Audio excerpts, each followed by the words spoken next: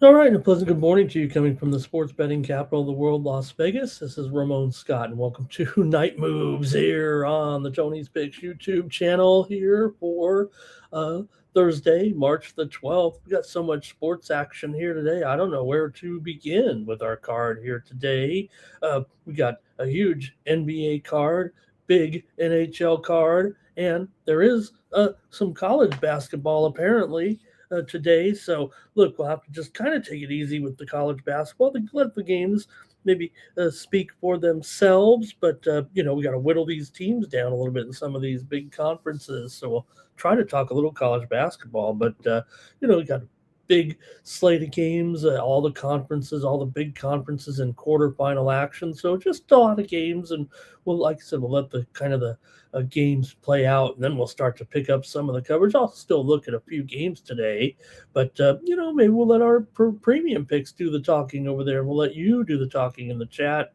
Hello, everybody, and welcome to the show as we get ready for the games. Man, I just didn't know where to go, where to start. Oh, look at them! Kind of make this graphic a little prettier here. It's kind of a big graphic, but with so many games today, and there we go. That's how I like it. There we go. That's how I like it here on the Tony's Picks YouTube channel. Thank you for joining me here. We'll let some folks come in. We'll talk a little bit about what went down last night in sports betting and see how you guys did and see how the troops did over at Tony'sPicks.com. But again, just a big slate. And how did you do with your sports betting day? Here, I'll cover some of the action anyway, real quick, as we allow folks to get settled in and get started with our coverage. How this works is I go down and preview the games here on all the games we can anyway. And you guys get to comment, and I put your comments on the screen here and make you guys famous. I'll need your help today with all these games, man. Big time action here for Thursday, but again, college basketball kind of taking the precedence. But man, these huge cards of NBA, NHL. So we'll try to preview them as many as we can. I don't know how long I'm going to be here. 3 hours. I don't even know if there's time to recap. But it was a wild day of games, including all the college basketball that we saw there. And we've got other sports coming up here too on a Thursday, including a golf action, big golf tournament here coming up in just a few hours. We got a tournament here. Uh, After last week's tournament, we got to keep it rolling here right now with the coverage on Thursday here. We're already underway at the LIV Tour. We saw Bryson DeChambeau, John Rahm, Lee Westwood of all people, 4 under par. But we're getting ready for the Players Championship here, and it tees off in just about 4 hours here, actually. So, got to be ready for the Players today. Tell me who your picks are for the golf coverage. Also, let me talk a little bit here about some of the games from late last night in college basketball. Anyway, here, late night action in case you missed it with some of the games here. It was the Big Sky championship game was won by Idaho 77-66. There's the Vandals advance. They were the higher seed, but they were the favored team. They were the 7 seed. Montana was the 4. Idaho was favored. They got the win. They proved the best there. Win the Big Sky there yesterday. Also championship game with Lehigh over BU there. They get it done last night in the Patriot League. Also, Southland Conference McNeese did get that win over Stephen F. Austin there in the Southland to get their tournament bid as well. As championship games were decided there in college basketball. There was also plenty of other action there, but letting the teams just filter out here. We're not going to spend too much time dwelling on the action in college basketball with so many games, but we did have a few premium pick winners. I had a premium pick winner late with San Jose State over Boise State out here in Vegas at the Mountain West. 14-point dogs. Heck, they won by 10 points, did the Spartans, as Boise says goodbye. And also late night scores here. TCU in a wild one, 95-88 over Oklahoma State. NBA. Somehow I went under in the Timberwolves Clippers game. Final score and a fight. Also, at the end of the game, they were trying to get the ball for a young player that scored his first basket. Why does this always happen in the NBA? It's a basketball.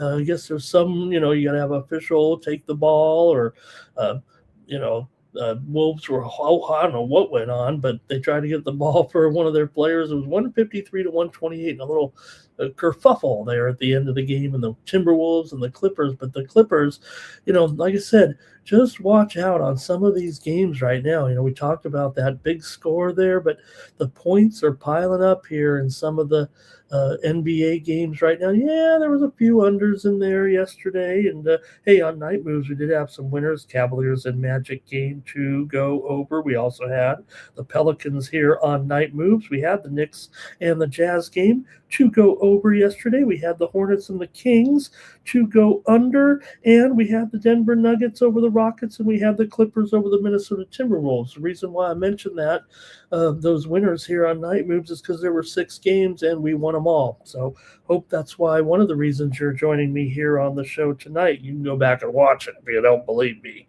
But I went 6-0 here yesterday with the picks on Night Moves, and you guys helped me out with that there. Wasn't so fortunate in the NHL. I won't even talk about it because we had the total over in both games and we lost. But that's all right. Montreal beat Ottawa and Philadelphia beat Washington. We'll do better today because there's a billion games and we'll get them all right. I've even had to kick a few games to the curb here, shorten up the card just a little bit so we can squeeze in those college basketball games tonight. All right, and everybody filing in here, joining me in the chat. Where's the date banner here? We need that. There we go. Thursday, March 12th. That's where we're at here today. Thank you for joining me in the chat.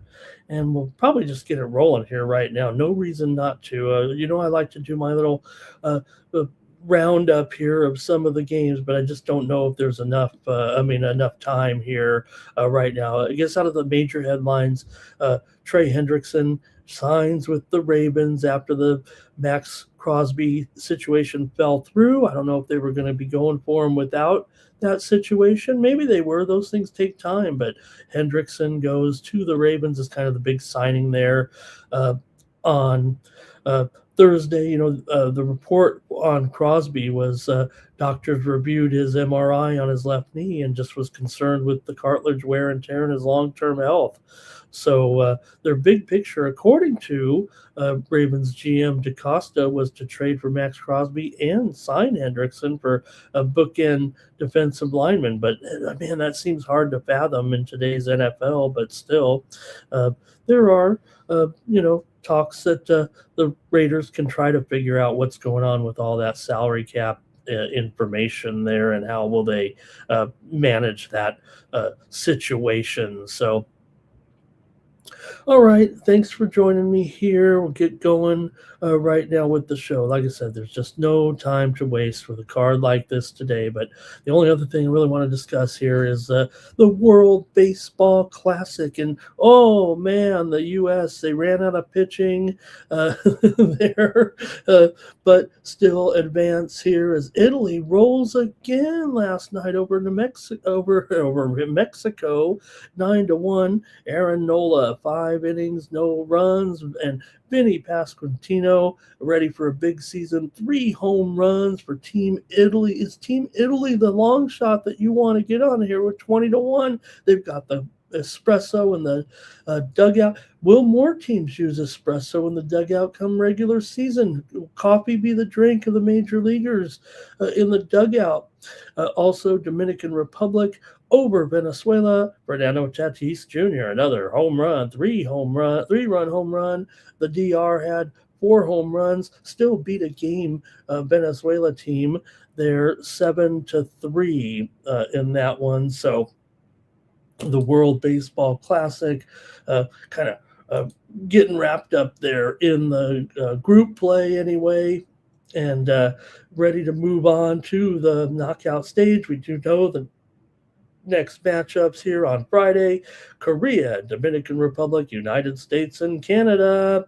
And then on Saturday, Puerto Rico and Italy, Venezuela, and Japan. So some pretty good matchups out at the World Baseball Classic. And, well, the U.S. can breathe a sigh of relief after the results there. They needed they needed Mexico loss. Well, they didn't need it. They needed Italy to win. That's period. The United States needed Italy to win and get in there. There were some tiebreaker scenarios if the game was kind of low scoring there. Team Mexico, though, their team total had to go under, basically, is what it was. So it'll be, as I mentioned, those matchups. And then if United States, Canada, the winner of that game will take on the winner of Korea and Dominican Republic in one semifinal. These are all going to be in that'll be in Miami. There are 2 games still to be played in Houston, and that's also where the U.S. and Canada are stationed, obviously. Over on the other bracket, the Puerto Rico-Italy winner will take on the Venezuela-Japan winner in those semifinals. So quarterfinals coming up on Friday and Saturday. All right. Thanks, everybody, for joining me here on the show. And let's see who's here in the chat ready to go with me today. Tell me what I'm missing. Tell me what else is going on in your world of sports here. I watched last night San Diego FC over Toluca in CONCACAF Champions Cup there. And that was a good game. All right, here we go. It's going to be, and there's Tim. He's ready for Team USA to get it going here. Fish Den, he's got early action for us. Good. We're going to need, you guys just want to put some college basketball picks in there. I have no problem with that because we're only going to be able to have time to cover about a half a dozen games here with these huge cards. So hello to CalDog. Hello to Mr. Weskers. They're talking about the Clippers there last night. Man, they rolled the Timberwolves. I think you got to put the Clippers in the mix a little bit. The way that you can throw out that start. They talked about the bad start for the Clippers. Whatever they were, what were they 6-21, right? So actually, the Clippers surge here in the second half of the season, although they're still not there yet necessarily. I mean, they're going to make the play-in here, but it is somewhat of an historic turnaround for teams that have started 15 games under 500 early in the season. The Clippers have had a kind of a noteworthy turnaround. Doesn't happen frequently. In fact, I think it says the biggest turnaround for teams if they could make the playoffs, or at least record-wise as well here. So, all right, Fish Den, he's still coming at it with more picks there. Mr. Wesker says Curry returning soon. Actually, I think that might be a positive here, but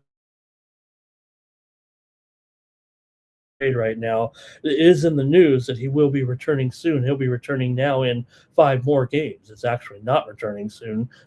It's been determined that Curry will be sitting out another 5 games with the knee injury here, unfortunately, and this is bad timing for these Warriors. So all right, let's see here. Got all your comments in there, and Mr. Whisker's still holding a grudge against Zach Allen. All right. Can't wait for baseball season. I think we saw some great excitement. We just got to get going here with the start of the show. And the previews, I'm sorry, it might not be very long because of so many games, but let's go over to Tony'sPicks.com and just see who was hot yesterday before we get going here. Got to plug our fellow cappers here. I couldn't find a prop again here. Glad I still have a show, but oh man, did have a few winners there yesterday, but I really need to pick it up here right now with tournament season. But take a look at the handicappers over at Tony'sPicks.com. Use the promo code TonyT at checkout. Save 15% off their premium pick packages. It was Brian Bittler 3-0 yesterday there, leading the way. Ron Crawford Uh, Saw him on the drive-through yesterday. If you're not checking out the drive-through every day, the drive-through's back, and it's right here on the Tony's Picks YouTube channel. You want some late action? Tune in 6 p.m. Eastern, 3 p.m. Pacific. Capra will bring you their top free play of the day, and then tease their premium pick packages for the night. So you want to tune into the drive-through every day. Tony T and a panel of handicappers. Bo Dunn was also there today. He went 3-1. Shane Mickle 3-1. Ron Hahn won his only play. Mills Young won his only play. DeAndre Stevenson, they won their only plays. Hey, you only need one. There, Joey Tron also 1-0. Tony T went 2-1. So, hey, there might have been 75 games to choose from, but if you could win just one a day, that's what you got to do and get that money home. So, if it were only so easy, I'd probably do it myself. Last 7 days, Justin McKelvey stacks on top there over 7 3/4 units. Brian Bittler 7 1/3 units. Shane Mickle 5 3/4 units. Stephen Duncan 3.5 units over last week. Mills Young 3.5 units over last week. Kevin Thomas 3.5 units. Tom Regard, he's making his appearances on the drive-through. He was up 3 units over the last 7 days. Solo Malone's up a couple of units. Joey Tron, Nick Lagarentos, and Tony T showing profit there. Who's not there? It's Ramon, but oh well, at least I'm here with you guys. Last month here, Stephen Duncan up 11.5 units. Mills Young up 11.5 units. Shane Mickle 8.5 units. Brian Bittler nearly 5.5 units. Tony T up 3 1/4 units over the last 30 days over at Tony'sPicks.com. You can use the promo code TonyT at checkout to save 15% off all premium pick packages. Just click on the All Cappers tab. Find the handicapper of your choice. I know where I'm at. I've been on the bottom here for about 3 days. Not liking that, but check me out over at Tony'sPicks.com. I'm still showing one of my losers. I'll say it right here. I had Novak Djokovic in that incredible match tonight. How about that incredible point that the guys had? Joker's always good for a massive rally there, and Draper won it though in the third set tiebreaker, as I had Djokovic in the match as a favorite there, but Draper gets the win, knocks out Djokovic in Indian Wells. Great matches again today at Indian Wells on the men's and women's side, including Canadian hotshot Vicky Mboko going up against Sabalenka here tomorrow. Yannick Sinner's in action, but close matches include Draper and Medvedev, Jesse Pegula and Elena Rybakina on the ladies' side. Some of the action at Indian Wells. So I had some winners, but yeah, definitely had a couple of L's there. There's my card here. I had San Jose State plus a point. Somehow I had the under in that Clippers game. I had a winner with Jackson State and Florida State under there 142 there in that one. And just got to get some winners going here. So I need your help. All right, let's get to the card here. Let's start. So get rid of that over there. And good for the guys to keep us going here right now. Let's go to the action here in NBA. We're going to start with the NBA. Let's just go to it and get right to the action here with this massive card. Man, we're going to be here 3 hours. We'll be here when they start the golf tournament, it feels like. We'll go fast. I know you guys are, the time is important as well. All right, Phoenix here. We'll start it off taking on the lowly Indiana Pacers in this one. Phoenix comes in with 3 consecutive wins over New Orleans, Charlotte, and Milwaukee here. Phoenix has been a consistent spread winner this season. They're 20-12 against the spread as a favorite. Indiana, we know they've been not only struggling right now, they cannot even, if there is an official tankathon team, it's got to be the Indiana Pacers right now. These guys can't even get out of their own way here at this point. Not only are they not winning, they haven't covered in forever right now. And I don't know, it seems like it'd be hard for them to cover it here either, or any game. The way things are going, they've failed to cover now in 10. They've lost 10 straight. They've failed to cover in 10 straight. Why would you take them here at this point? Do I really need to go any further in this one? Maybe this is the one. Maybe I don't know if the point spread's gotten high enough here with the right, with the Indiana Pacers at this point. I mean, it's just got to be a straight fade no matter how you look at it. Maybe today's the day for them, but I can't do it. Not with an 0-10 spread streak. I mean, we're not talking wins and losses here. We're talking ATS. So why are they going to do it here right now? I'm not even going to go much farther into this. They did play back in November in their other meeting. Phoenix won it 133-98, covering 3.5 points at home and a 35-point win. Now, that was before the tankathon here, but you look at how much Indiana's lost some of these games. They've lost to bad teams, too. Sacramento and Portland here of late. So just give me the Phoenix Suns here. Not much to talk about. If anybody wants to take Indiana, I won't blame them. I won't make fun of them in the chat. Hey, like I said, this probably has got to be the one, but Cal Dog's on the Suns here. And Mr. Westcott says maybe the jig is up a little bit for Phoenix because they've been so good here, right? They're 19-11 against the spread on the road, 13 games over 500 against the spread overall, and they've covered 2 in a row here with wins over Milwaukee and Charlotte. They've actually won 3 in a row. Phoenix has won 5 of their last 6. They're 4-2 against the spread in their last 6, 8-4 straight up in their last 12 against Indiana. 8 of the last 9 meetings between these two teams have gone under, but again, it's just really tough to find the spot where you think it might be an under right now because some of these games are starting to pile up the points. Indiana's gone over in 7 of their last 9 games right now. Phoenix is definitely trending under here of late, and they are 13-15 to the under as a favorite. But let's just take the Suns here and don't worry about the total right now. I tried to think the Clippers would do their Clipper thing, but they went off. Kawhi went off again. All right, let's keep it going here right now. We got to look at the Wizards, taking on the Magic. Yeah, the Wizards are toast. We know that. We got to keep an eye on the Orlando Magic in terms of the playoff chase here right now with the Magic. And again, we're just, for some of these teams, we're just jostling for position here. The Magic have found themselves all the way up here into 5th place. I believe they own the tiebreaker right now over the Miami Heat. Again, this group of teams really just jostling for position. I mean, we pretty much have drawn the line at the play-in portion of the tournament here right now. Wizards coming in here with a dismal record. Orlando is 36-28 overall. Orlando's on a winning streak, and the Wizards are in the tankathon. Orlando has won 5 straight, covered 4 of their last 5. The Washington's lost 9 straight. They're 1-4 against the spread in their last 5. This is how this is going here. Some of these teams, yes, have shown life. Washington isn't one of them. They failed to cover in 4 straight. Orlando has covered 3 straight games here into this one.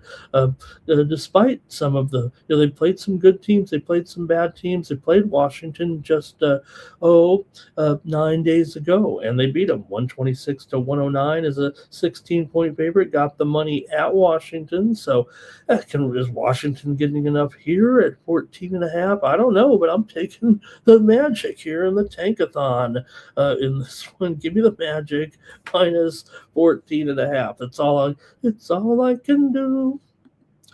All right, here we go. And hey, I'm the one that went 8-0 here. Sorry, 6-0 yesterday on the show. So Greg had a great day too, though.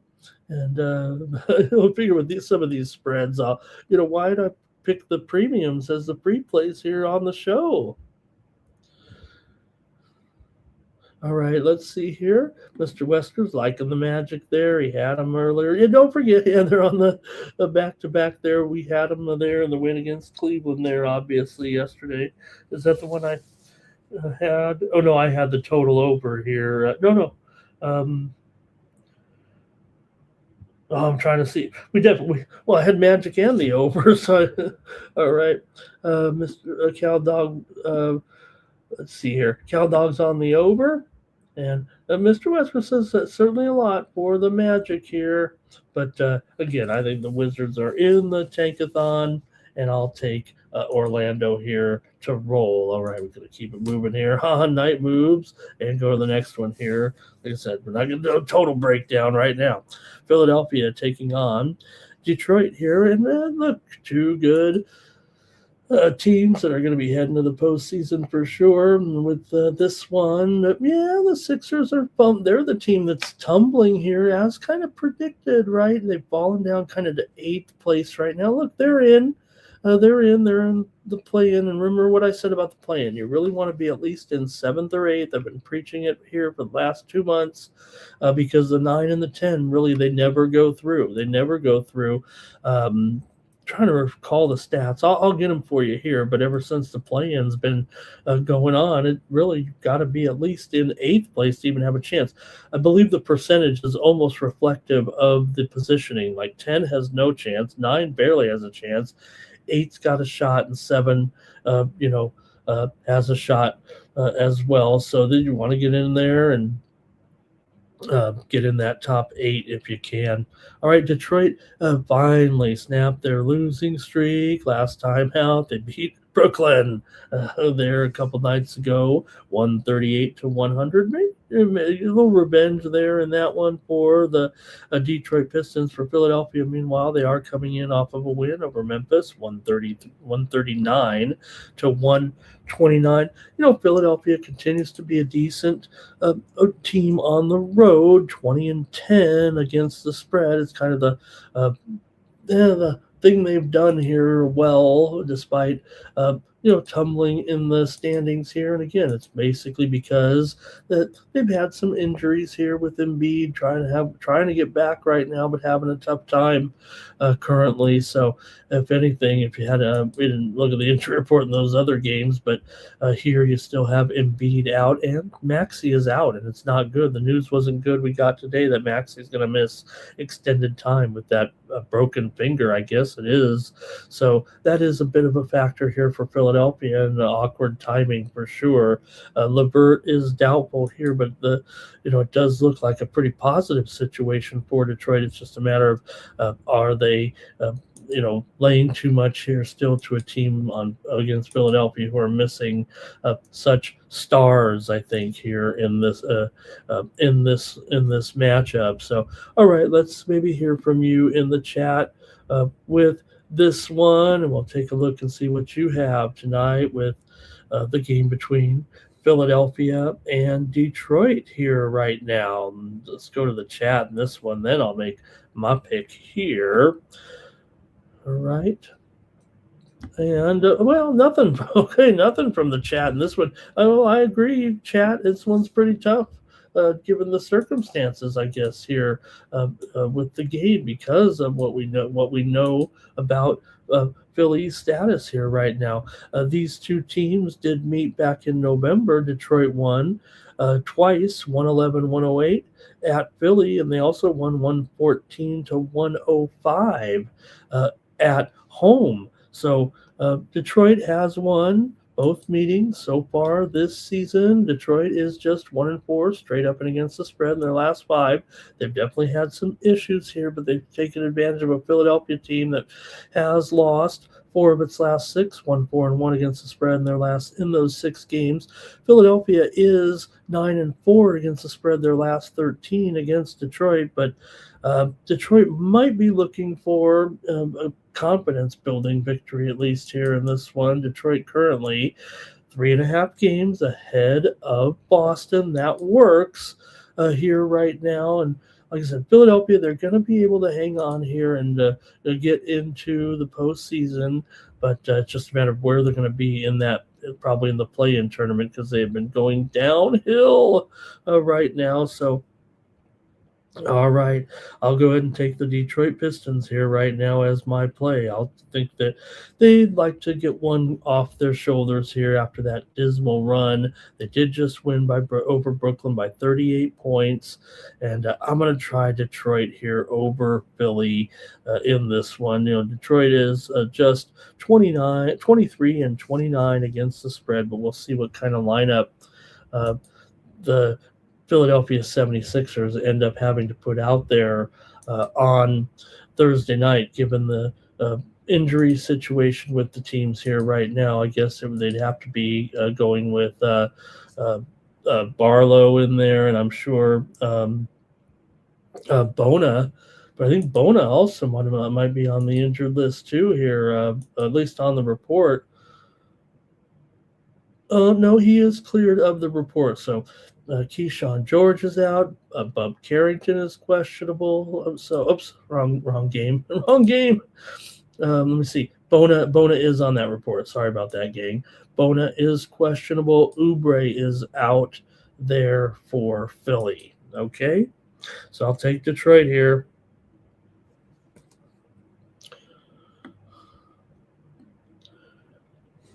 All right, next up.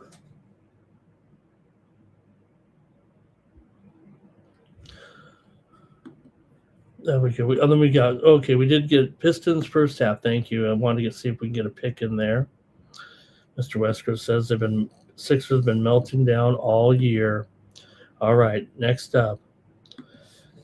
Hey, the Bucks are at the Heat here in this one with the Bucks on the road. They're a 6-point dog against the hot Heat here, dare I say. Miami on that winning streak. They found their way here all of a sudden with a great push. Currently, winning streak coming in here. They're moving up the charts too. The Magic and the Heat, like we said, they're going up. And some of these other teams are coming down. So the Raptors have actually fallen down into 7th place. Remember, they were in 5th place there for a while. Milwaukee's lost a couple in a row here right now, too. Orlando and Phoenix, they're having trouble covering the spread here of late, just going 3-7 against the spread in their last 10 games. Milwaukee has covered 6 straight meetings against the Miami Heat, but they are 1-6 against the spread in their last 7 games overall, straight up and against the spread, actually. Miami, meanwhile, is 1-covered 6 straight here in this situation. So, look, I don't know, 6 points here between these two. It does feel like, one's going one direction, one's going the other. Yes, the Bucks are trying to chase down those teams for the playoff, but I'm ready to draw. If they were playing someone, but we're below them in record wise, I wouldn't even preview the game. The Bucks have been going down, spiraling downward here. They are 20-20 ATS as an underdog, but that's about all the promise that they've really shown. Miami is 20-13 against the spread at home. They're a good home favorite, actually. So I'm going to probably just take another favorite here in this one, but let's see what you guys have here. Man, am I going to find a total tonight? Here, or am I just going to stay with the tankathon teams right now? Look, I think this was another one. We saw what Bam Adebayo did in that last game. Now, he's not going to score 83 points here, especially given the fact that, the Bucks, you thought maybe when Giannis came back that would help this team. It really has not been a big factor right now. And, well, at least maybe Bam will score 83 points with Giannis in there, and we wondered if Giannis kind of brings down the team if he's in there more than help it. Sims is questionable, Portis is questionable, Porter Jr. questionable for the Bucks. Normie Powell, he's still out for the Heat here right now. They're missing some other guys probably here. Wiggins is out. Jovic is out. Hero questionable. Ware is questionable. So, yeah, you got some guys here on the list for Miami right now. But, again, they're not failing to cover against anybody here. And the Bucks did beat them last time they met about a month ago here. 3 weeks ago, 128-117. Milwaukee got the win at home. I'm going to take the Miami Heat here to win and crush tonight over, man, I'm just give me all the favorites, I guess, here in the NBA. Some underdogs got to win. Let's try to find one here. All right, here's a couple of picks from the chat. You got Fish Den going over here. Mr. Wesker says this ain't the spot. Fish Den may be on the Heat, and Cal Dogs on the Heat here. But, yeah, you got one team going. The Heat making a big push here. Maybe they have aspirations to even get a little bit higher here in the standings right now.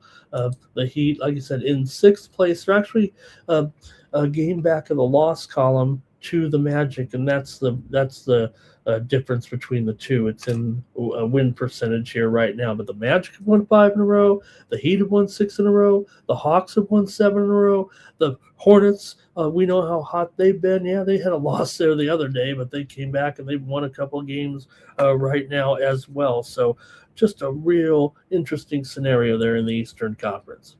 We're going to keep it going in the Eastern Conference here right now and talk about one of those hot teams in the Atlanta Hawks. They're taking on the Brooklyn Nets here. The Hawks are favored by 13 and a half here in this one, total 226. And like I said, the Hawks, 7 consecutive wins for this team. They're currently, in the play-in. They're, like I said, trying to get, maybe they could get to 8th. They could pass the Sixers, I would think, eventually, the way things are going. Maybe even the Raptors here, but right now they are 1 game ahead of the Hornets for the in 9th place. Hornets are in 10th. We know how hot those teams are. Atlanta comes in here right now with 7 consecutive wins. They've covered their 6th straight at home. They've covered all 7 of those wins. Again, that's just a sign of what this tankathon and this end of the season, right? It's not a fluke that these teams are covering all these games, right? You don't see teams rolling off 7, 8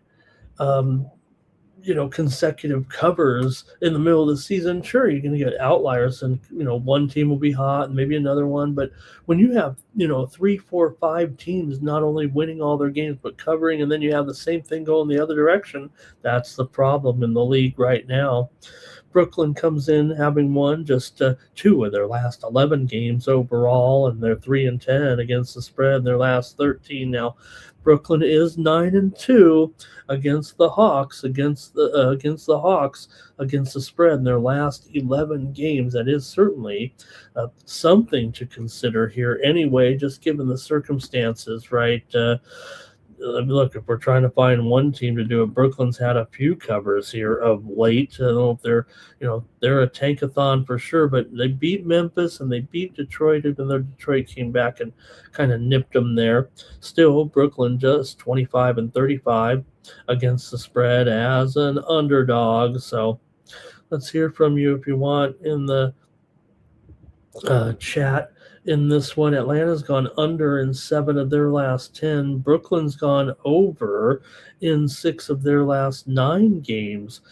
Coming into this one, the 2 teams did play back on February 22nd, and Atlanta got the win 115-104. They did get the money there. So even though, like I said, Brooklyn has gotten the money in 9 of the last 11, Atlanta's actually gotten the money in 2 of the last 3 overall here. One of them was last season, but here this season they've split the 2. Atlanta won them both. Atlanta won in Brooklyn 117-112 in an early season meeting, but they did not cover 6.5. So the Nets are showing a little bit of life here, but well, let's just see how you have it in the chat right now. And I'll make a call here. It feels awkward going with every single favorite here. That there's got to be a dog out there. Let's see what we got. And Fish said Bam might score 100 there. They'd have to foul him 50 times there, I think, though, too. Mr. Weskers, he's going to take the Hawks. Cal Dog says, Ramon, wake up. This thing's up to 14 points here right now. Let me do it. Cal Dog, you're right. Here, that's another 14.5 here. Wow. All right, and the total here, 226.5. There we go. Thank you, Cal Dog. Yeah, how about that? I was putting these in while watching some NCAA tournament action tonight, watching that Clipper game. So, all right, let's see what the chat has in this one. I think Cal Dog might be on the over. Mr. Wesker's going to play the Hawks. Brooklyn plus the points or nothing for Fishden says just going up a little bit too much. Even the Nets might be able to wake up here. And let's see. Cal Dog says take the Nets and the points here in this one. All right. This one's a little bit dicey here right now, but you gotta admit the Hawks are rolling here, and this is the tankathon. So give me the tankathon. I'll lay more points here. I'm gonna end up laying. Let's see. There's 9 games. I might end up laying over 110 points in this card. The way it's going so far. Look, there is no good reason for anyone to ever be laying. Let me see here, 28, 30, 36, 42. I'm already laying 57.5 points here with the first 5 games. I mean, who wants to do that? Oh, man. It's going to fire me from this show, but you still only have to win more than half. Technically, we say it like that. We want to win our 52.38%, want to win our 56.5% here on the channel, but you only got a 9-game card. I guess 5 and 4 would at least get you to break even. All right, can it happen here? Net and Cal Dog, you did take the Nets. Let's just keep it going here. Let's try to find a close game today. There are some very interesting games. One of them that's not very interesting, we're going to skip over, believe it or not, here with the Mavericks and the Grizzlies. They did not make the cut. Let's go to the Nuggets taking on the Spurs in a hot matchup here with the Spurs favored. Now we're getting to some decisions here, maybe in this one. You got the Nuggets here definitely battling for position right now with those teams. We mentioned the teams that are in from 3rd place to 7th place are all separated by 2 games.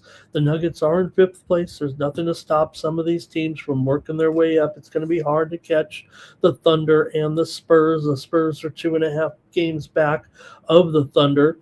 Those 2 teams, and are they serious about the number 1 seed here? You got the Thunder has won 6 in a row. The Spurs have won 5 in a row, so there's no stopping them here. The Nuggets do have a couple losses here of late. They lost to the Knicks. They lost to OKC before they blasted Houston there last night. Like I said, we were on the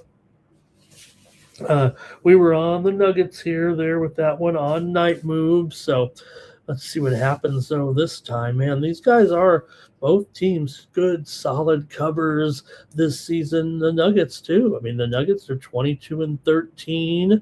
ATS on the road, 16-7. ATS as an underdog.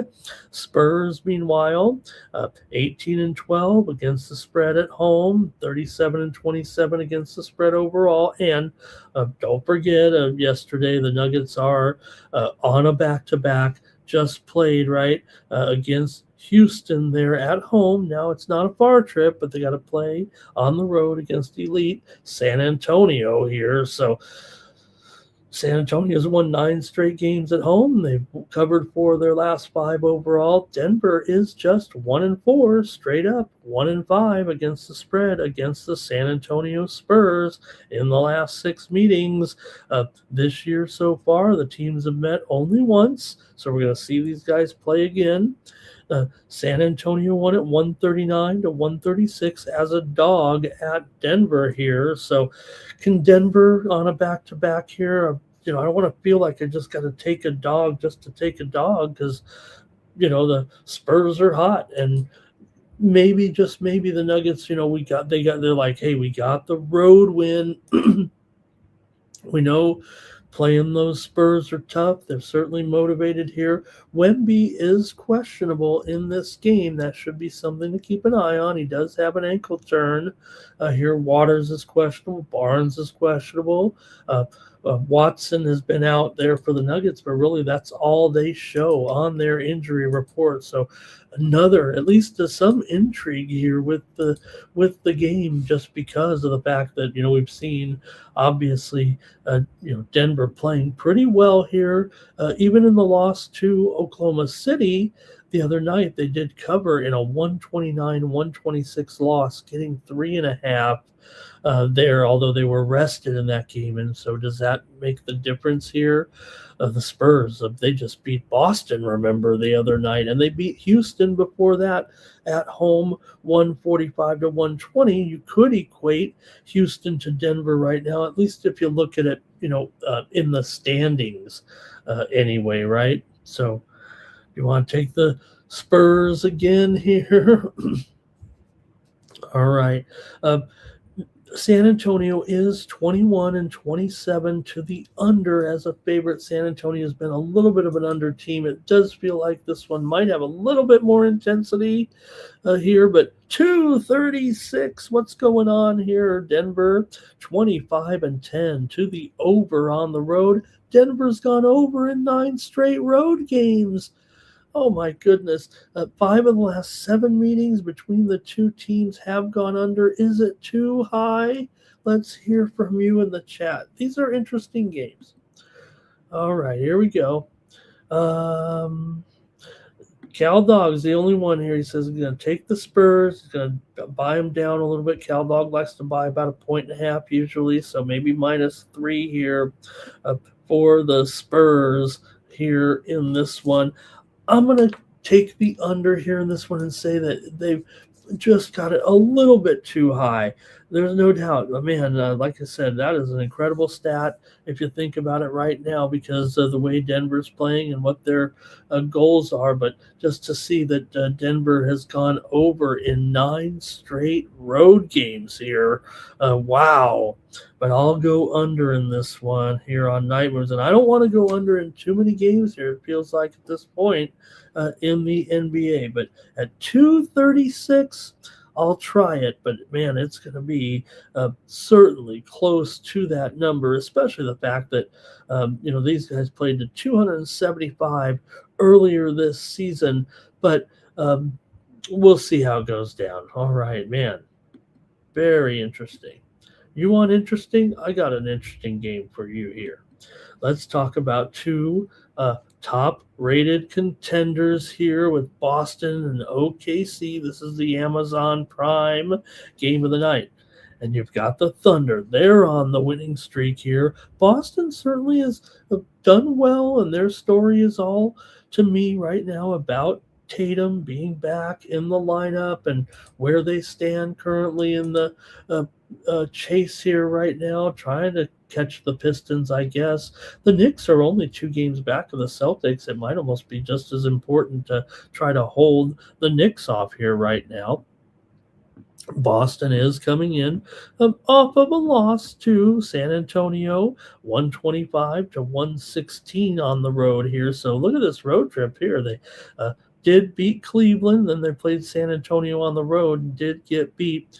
The funny thing about this Oklahoma City team, though, in this winning streak that they're on right now, talking about the 5-game winning streak here currently for the Oklahoma City Thunder, they're 0-5 against the spread. They're 0-5 against the spread right now. So can you imagine that, considering what's going on with some of the teams that are winning and covering, right? Is that a reflection of what's going on, too, in the terms of the late season games and where teams are standing and the winning streaks? Is there something about the winning streak of the Oklahoma City Thunder that they're just playing well enough to win the game and not cover? Man, that's funny. If anything, Boston 22-12 against the spread on the road, 11-7 against the spread as an underdog. OKC 15-19 against the spread at home.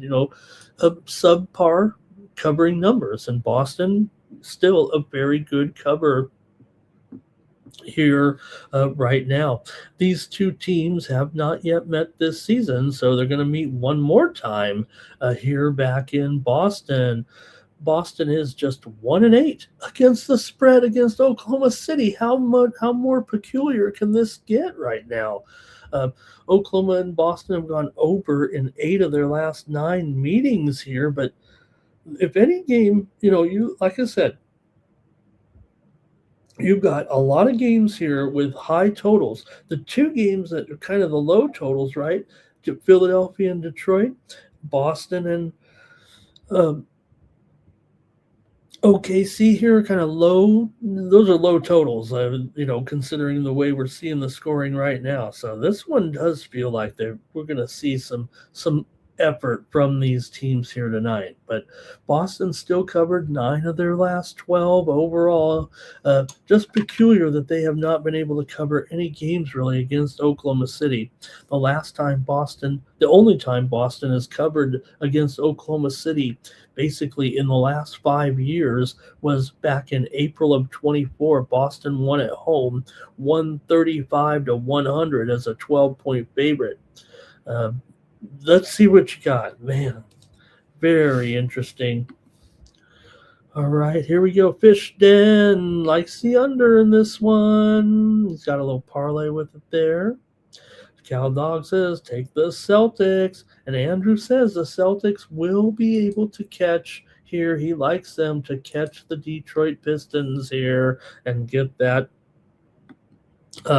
number 1 seed. So, look, I think I'm going to kind of throw out the trend here right now because, like I said, the Thunder just are not covering their games as well. And I think the series history of the two is kind of the one you'd kind of maybe just back off a little bit and go right with the in-season trends, especially given the circumstances of the late season streakiness here, if you will. So I agree. I'm going to take the Boston Celtics plus the points here against Oklahoma City in this one. It would be appropriate to peek at the injury report here. Tatum actually, is questionable here. That would be a pretty big factor, obviously.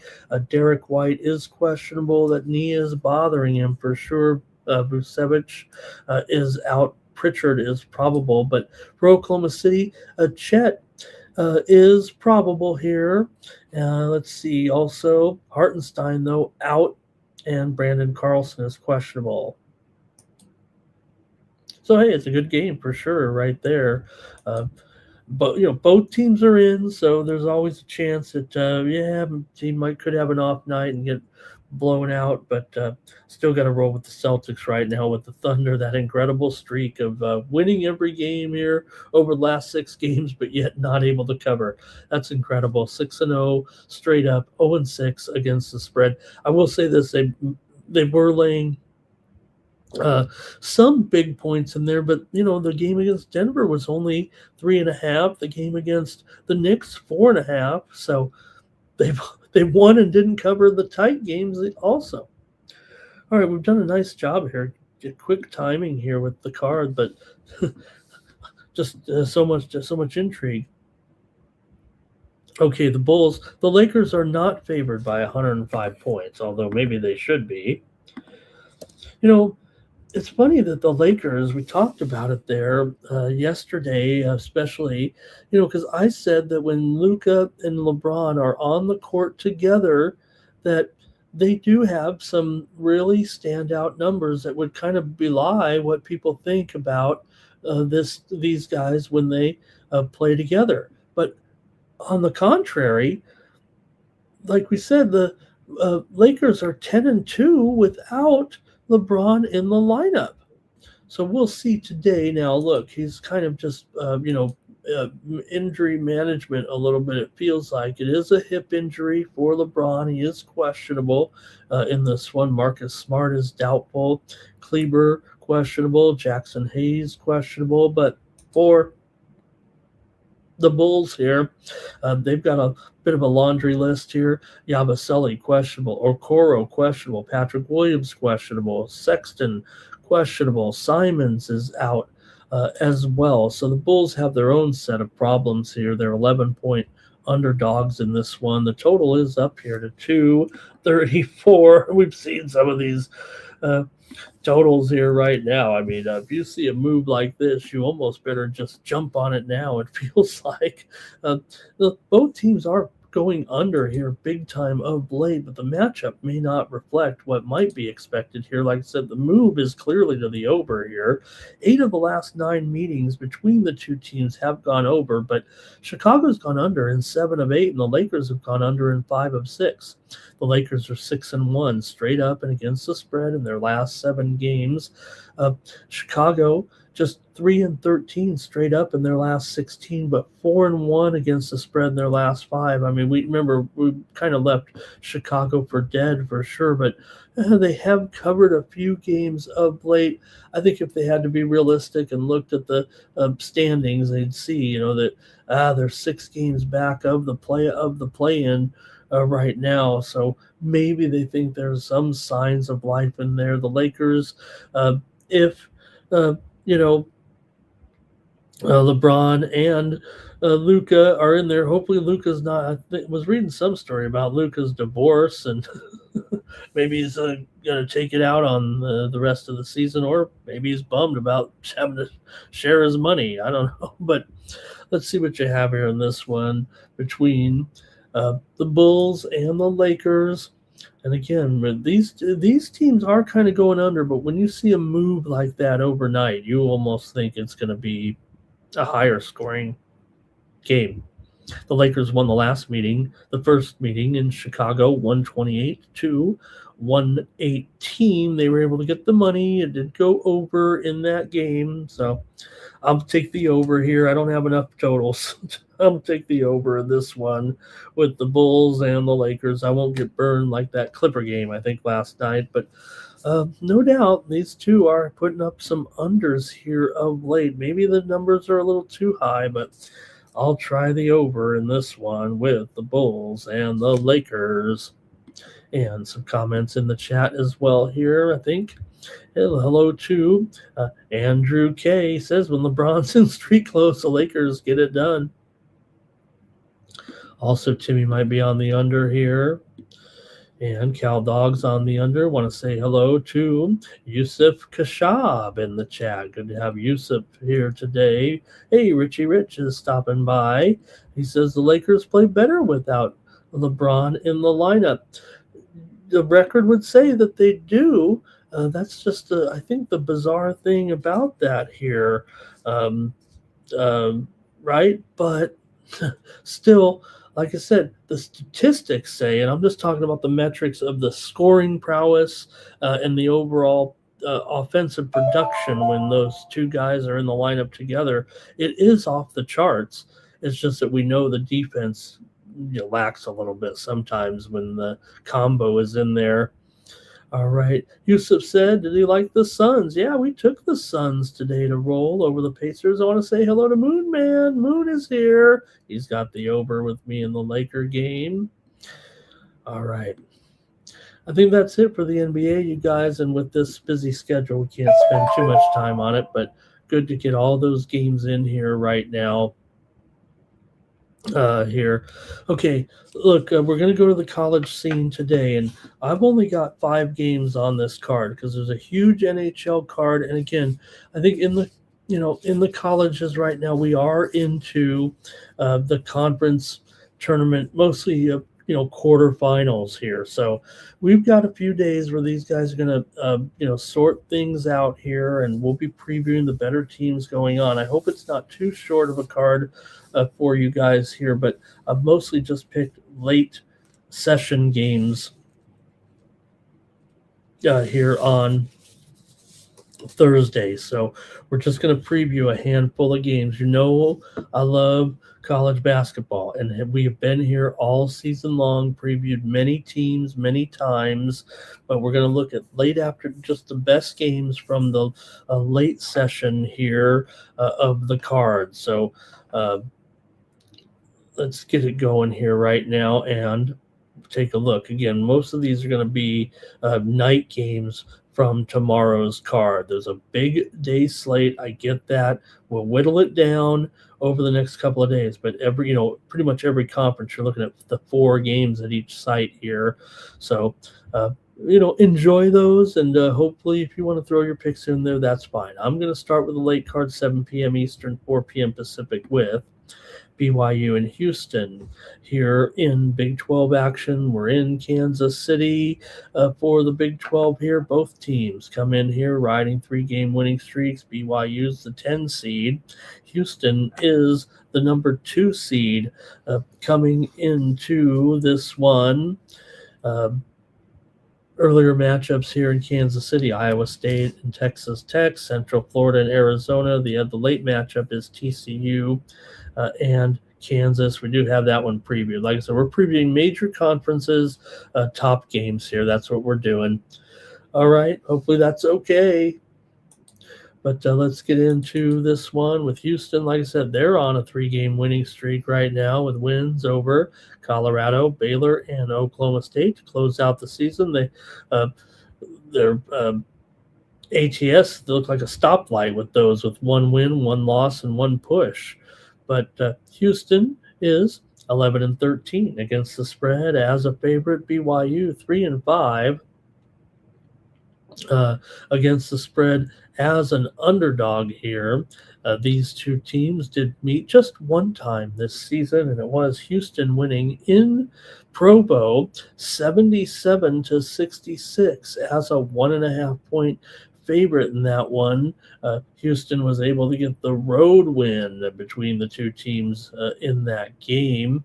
For BYU here, they have consecutive wins and covers to end the season over Texas Tech, Kansas State, and West Virginia. Now, big picture here for BYU, we know that, they've lost one of their key players already this season. And if anything, it did seem to affect their performance on the court overall, right? Look, we know they've got one of the best players in the country in AJ Devansa, and he might have even got stiffed there a little bit at the awards window, it feels like, what everybody's talking about anyway. But still here,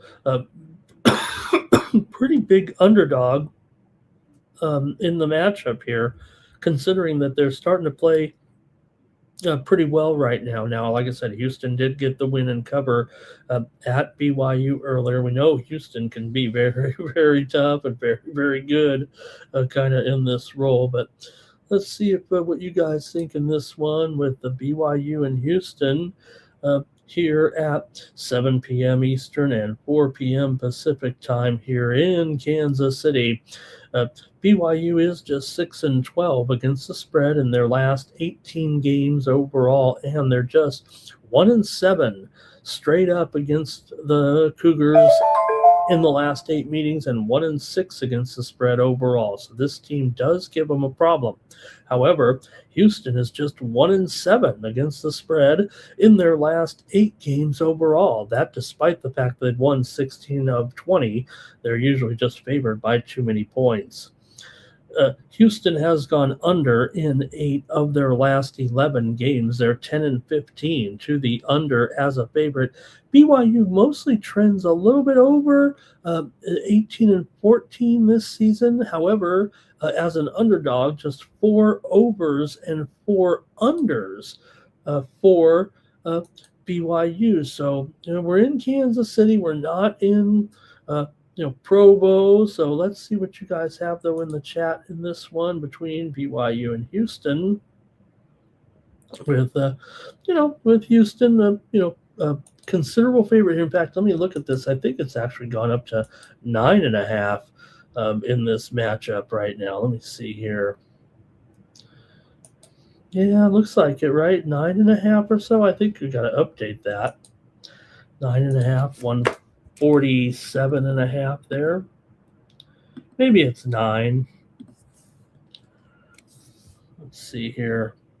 I'll call it 9. I still see some 8.5s. I also see a 9.5 out there. So you can find what you need here, it feels like right now. But I'm just going to take the under in this one. I think right now with the kind of Houston dictating the pace. Like I said, BYU is kind of trending over, but when they're an underdog, it's a little more of a 50-50 proposition. So, man, I like a lot of unders in college tournament action right now. It just seems like a pattern for me here. Maybe I like the overs in the NBA, but I think in the tournament scene, I got to go under here in this one. This one opened 150.5 already, down to 147. So I'll go ahead and try the under here in this one. Let's see if the chat has anything here. Cal Dog is on the over, though. Cal Dog also has Houston in the first half, and Timmy does like the under with me. All right, we're going to continue on in late action here, and I'm going to go next to the Mountain West and take a look at my San Diego State Aztecs here. They're 5.5 point favorites against Colorado State. Well, I could break it down for you and give you a few trends and a few tidbits. I could also just say that before the tournament started and before we even knew the seeding, I took Colorado State at 7-1 to win this tournament. I guess I'm on Colorado State here. I guess I'm on Colorado State. I don't think I have a choice here. Did take them to win this tournament here, so I'm going to go ahead and make my pick on Colorado State. I'll give a few notes here and a few tidbits right now about this matchup. Colorado State's been a pretty solid cover here. They're 18-12 against the spread this season, 7-5 against the spread overall, or as an underdog. San Diego State is 12-10 against the spread as a favorite here. Look, this is usually the San Diego State Invitational. They haven't won all the conference tournaments here, but they're going to need to this time if they want to keep their streak alive of going to the NCAA tournament. I think they are going to be out if they lose, unfortunately, if they lose this game. They are in the first four out right now, so they really do need this win bad. But like I said, I like the way Colorado State was playing down the stretch, and they were 20-11 straight up. San Diego State 20-10 straight up. It's a real intriguing matchup. Even though San Diego State is the number 2 seed, Colorado State is the number 7 seed overall. Colorado State won the regular season meeting at home, 83-74, is a 3.5 point dog. San Diego State won and covered at home 73-50 back in January. Colorado State is 17-13 to the over, but just 6 overs and 6 unders as an underdog here. Colorado State's gone over in 7 of their last 9. San Diego State has gone over in 5 straight, and let's see here. 8 of the last 12 meetings between these two teams have gone under. So I'm on Colorado State. Like I said, I took them to win this tournament. I think, 7-1 looked like a good price. I think they're playing well enough, and I think this tournament is kind of wide open. I thought Colorado State was playing pretty well there down the stretch with wins over Fresno, San Jose.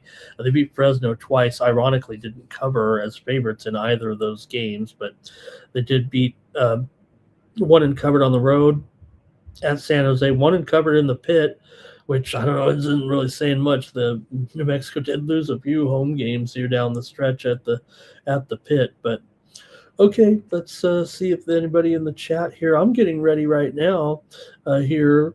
Let me go for the chat and I'll let you know what's going on here. Let's see. Cal Dog here, he does like Colorado State plus those points. Look, I'm taking the points too, so I guess if Colorado State does get knocked out and I lose my wager on the futures bet, they could still cover this spread and get some win for me there. Timmy Two Shoes liking the points here as well in this one. All right, we'll preview another couple of games here. I'm waiting right now. Hey, anybody up for some live betting action here right now in the middle of the night? We're getting ready here for a game coming up in Aussie Rules football. Is anybody down with some action here in the AFL tonight? Richmond is going to be taking on Carleton here. Carleton is favored by 20 points, and the total here is 171.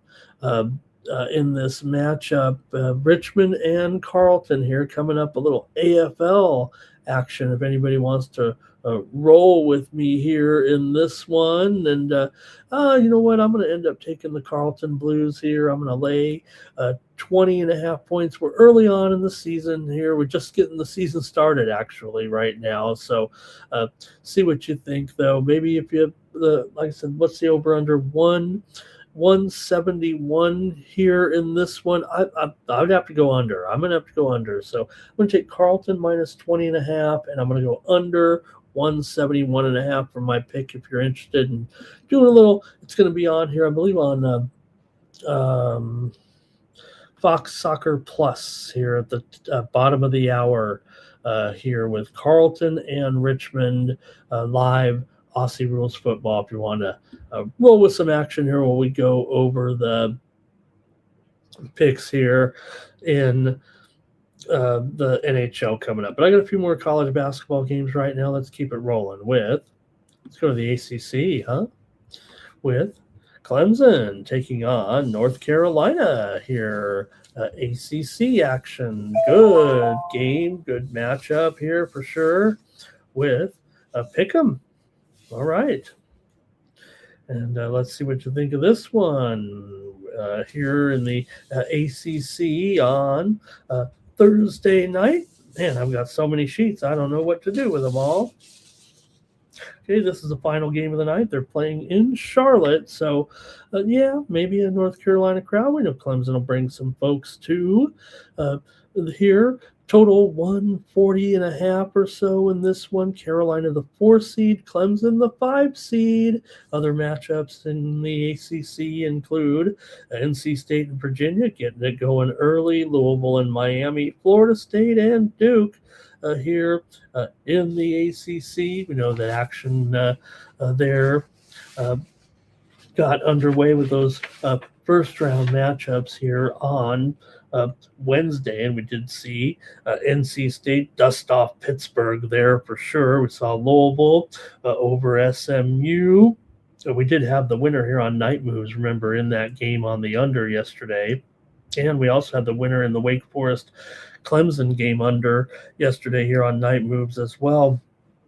And it was Florida State dumping Cal there. They got the money there in that one. So, all right, Carolina was pretty hot, but they did lose their last game here to Duke, of course, 76-61. They got the money. They were a big underdog. I had Carolina plus the points in that one. So, no problem. Lost to big bad Duke here. So, Carolina still pretty much a little bit of a roll, if you will, here currently. Won 4 of their last 5, covered 4 of their last 5. The loss was to Duke. The loss against the spread was to Virginia Tech at home, 89-82, but they only lost by half a point as a 7.5-point favorite. Clemson here, just an underdog for the 6th. Oh, let's call her Pick'em. Okay.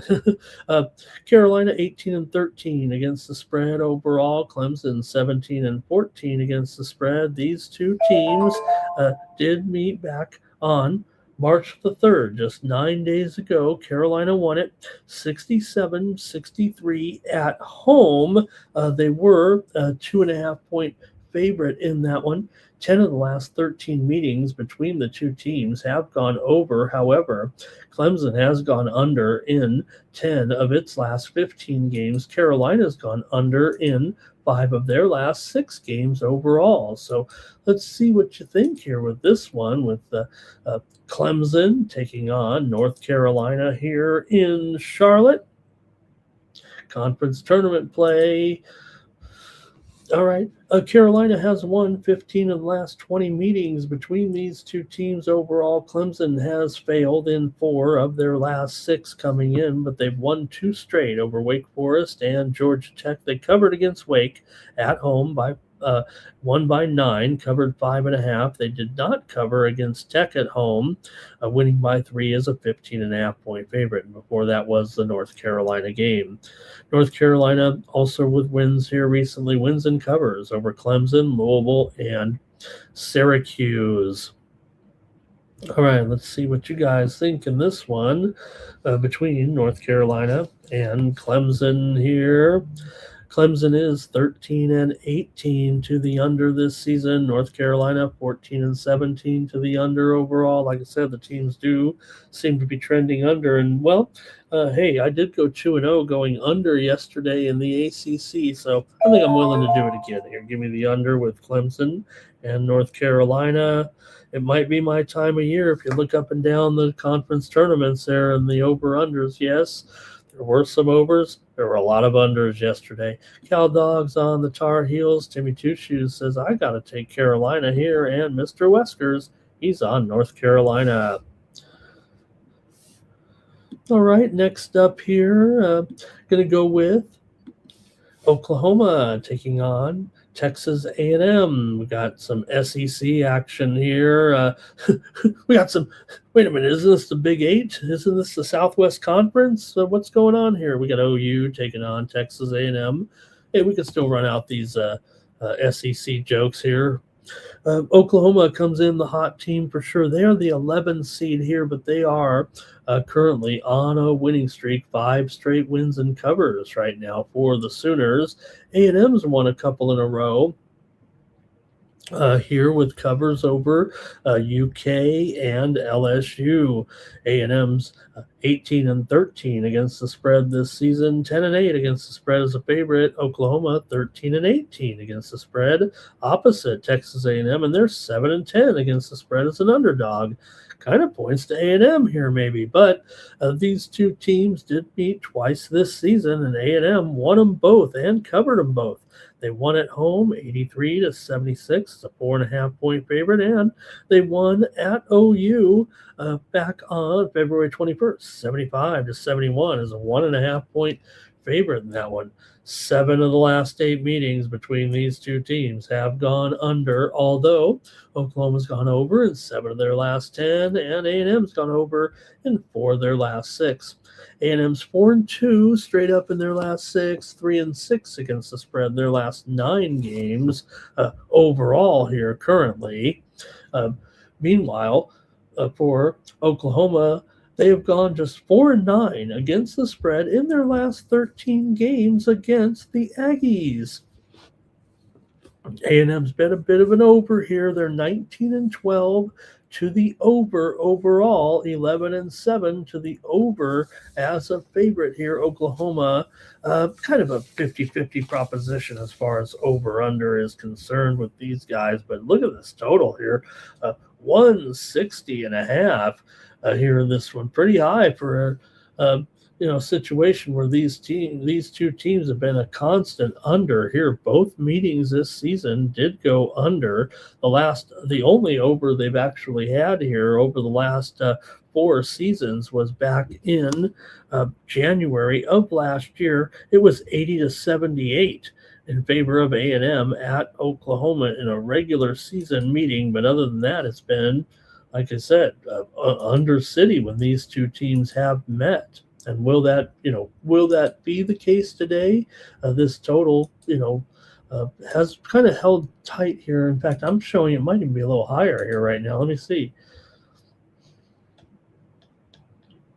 I believe it snuck up here on us. Is it 162.5 right now?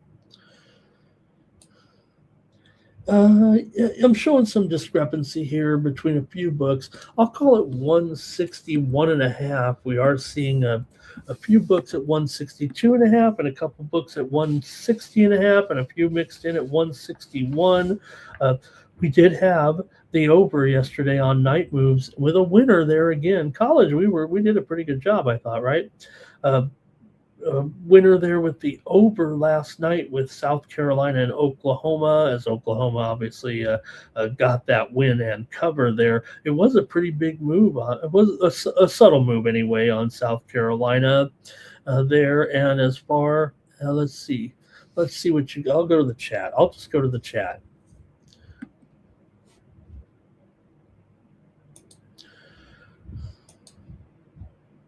All right, the chat says here, hey, you want to say hello in the chat too?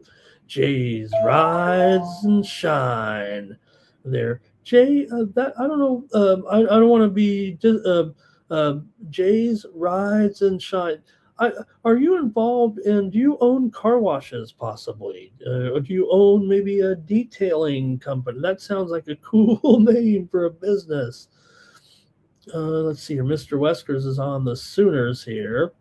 Andrew Cases, don't forget. Ramon said the Big 8, Southwest Conference, and the Big 12. Don't forget. That's too new. Andrew. I'm going back to the old days. Cow Dogs on A&M there. And Andrew says the Big 12 is great, aren't they? And Timmy says maybe on the neutral side it'll be a different result there, I think. All right, and I think that's going to not much. Top Geos here in the chat. Not much for this one, huh? A little bit tricky here. A&M's done a nice job against these guys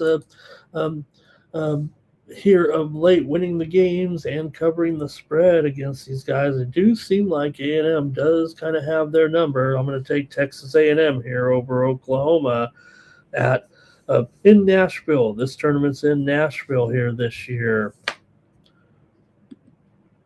All right, and one more. I only have one more, guys. I hope that's okay. But like I said, we'll whittle this down. We're going to have some great action this weekend, getting ready for Tournament Sunday. You know, our job has mostly been done there. All right, AJ, that's fine. Well, hey, we might go into business together here, you know, detailing business, you and I. All right, hopefully we'll just get some winners. Okay, and next up, last one here for me, and hopefully that's okay, you guys. Like I said, a ton of college games to choose from. Got great premium picks from the crew here, and don't forget all of our other shows right now. You're going to get plenty of picks. I'll be on the drive-through tomorrow. I'll come in with some more late action on the Tony's Picks YouTube channel. I'll probably go with a college game tomorrow. Who knows? But you know, you have Tony's video preview as well of the games. And don't forget the morning show tomorrow with Tony, and then the drive-through with Rod. There are more college games to be previewed. TCU and Kansas will wrap up my coverage here tonight with KU favored by 5.5, total 142.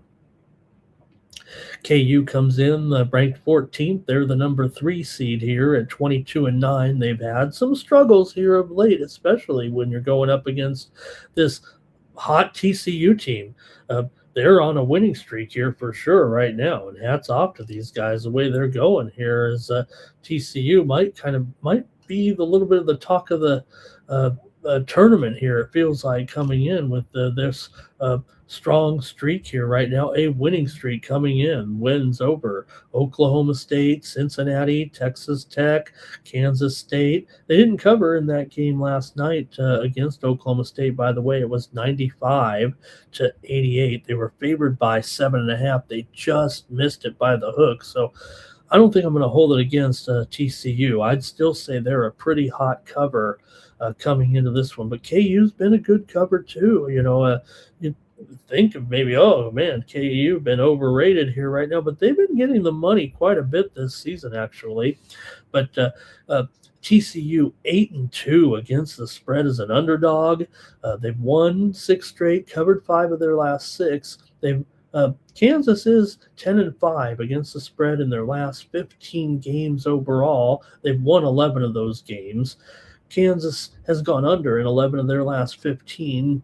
TCU's gone under in 5 of their last 7, and 7 of the last 9 meetings between these two teams have gone under. KU is 6-14 to the under as a favorite, 10-21 to the under overall here. Like I said, TCU on a nice roll here right now, covering numbers. I will say they are 13-18 to the under this season, so they're an under team too, but they are 5 overs and 5 unders as an underdog. As a favorite, they're 8-13 to the under. So when they're a dog, they do kind of pump up the tempo a little bit, but Kansas is such a hardcore under right now.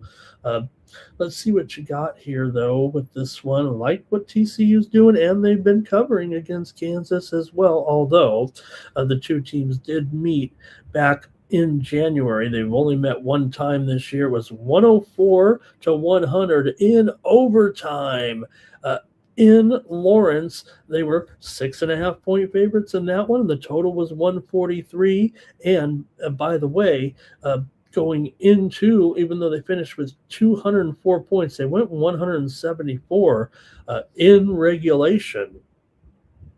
in that game. So yes, for all these unders, the regular season game went way over. Now, like I said, 7 of the last 9 have gone under here. This is the only meeting here, but last year we did see some unders, obviously, between the two teams.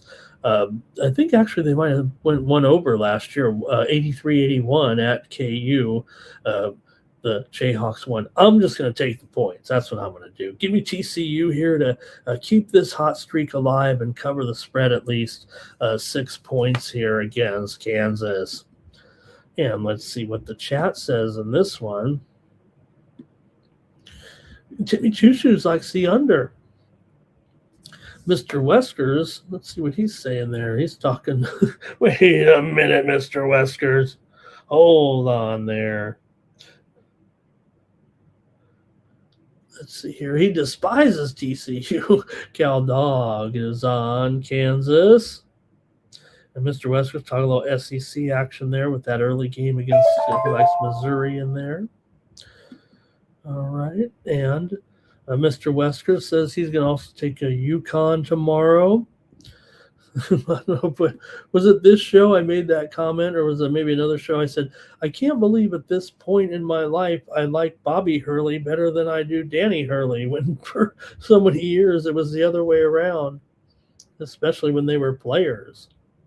And Timmy Chushu's liking Toledo as well tomorrow. Okay, that's going to be it for. And Moon Man, I think he might be on the Hawks here. Okay, that's it for college, guys, and kind of my apologies. Again, there's just so many games with the pro circuit here right now, and like I said, what are you going to do? I feel like we picked the best games of the late games here a little bit. Quarterfinal rounds, third rounds, you got some, double-digit spread in a lot of games. The SEC looks great. What are you going to do, preview them all? Thanks a lot, everybody. Well, let's go to the ice. There's only another 14 game card on the ice, and we're going to skip a few of them. I think we're going to skip 2 of them. But preview those here on Night Moves here right now. And then that'll be it. So we'll get it done here. We're underway with the Carleton here right now in that Aussie Football League matchup. Hopefully you're with me here, right? We're rolling with Carleton and the under. Just underway, and Carleton already has a goal. It's 7-0.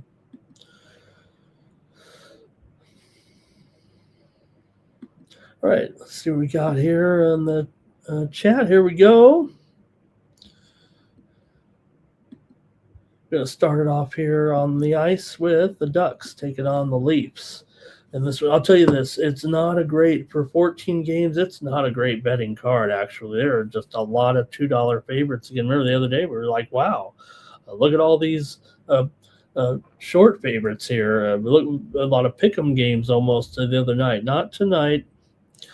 So we'll be moving quickly here, though, so please stay with me right now. Carleton, another goal, 13-0.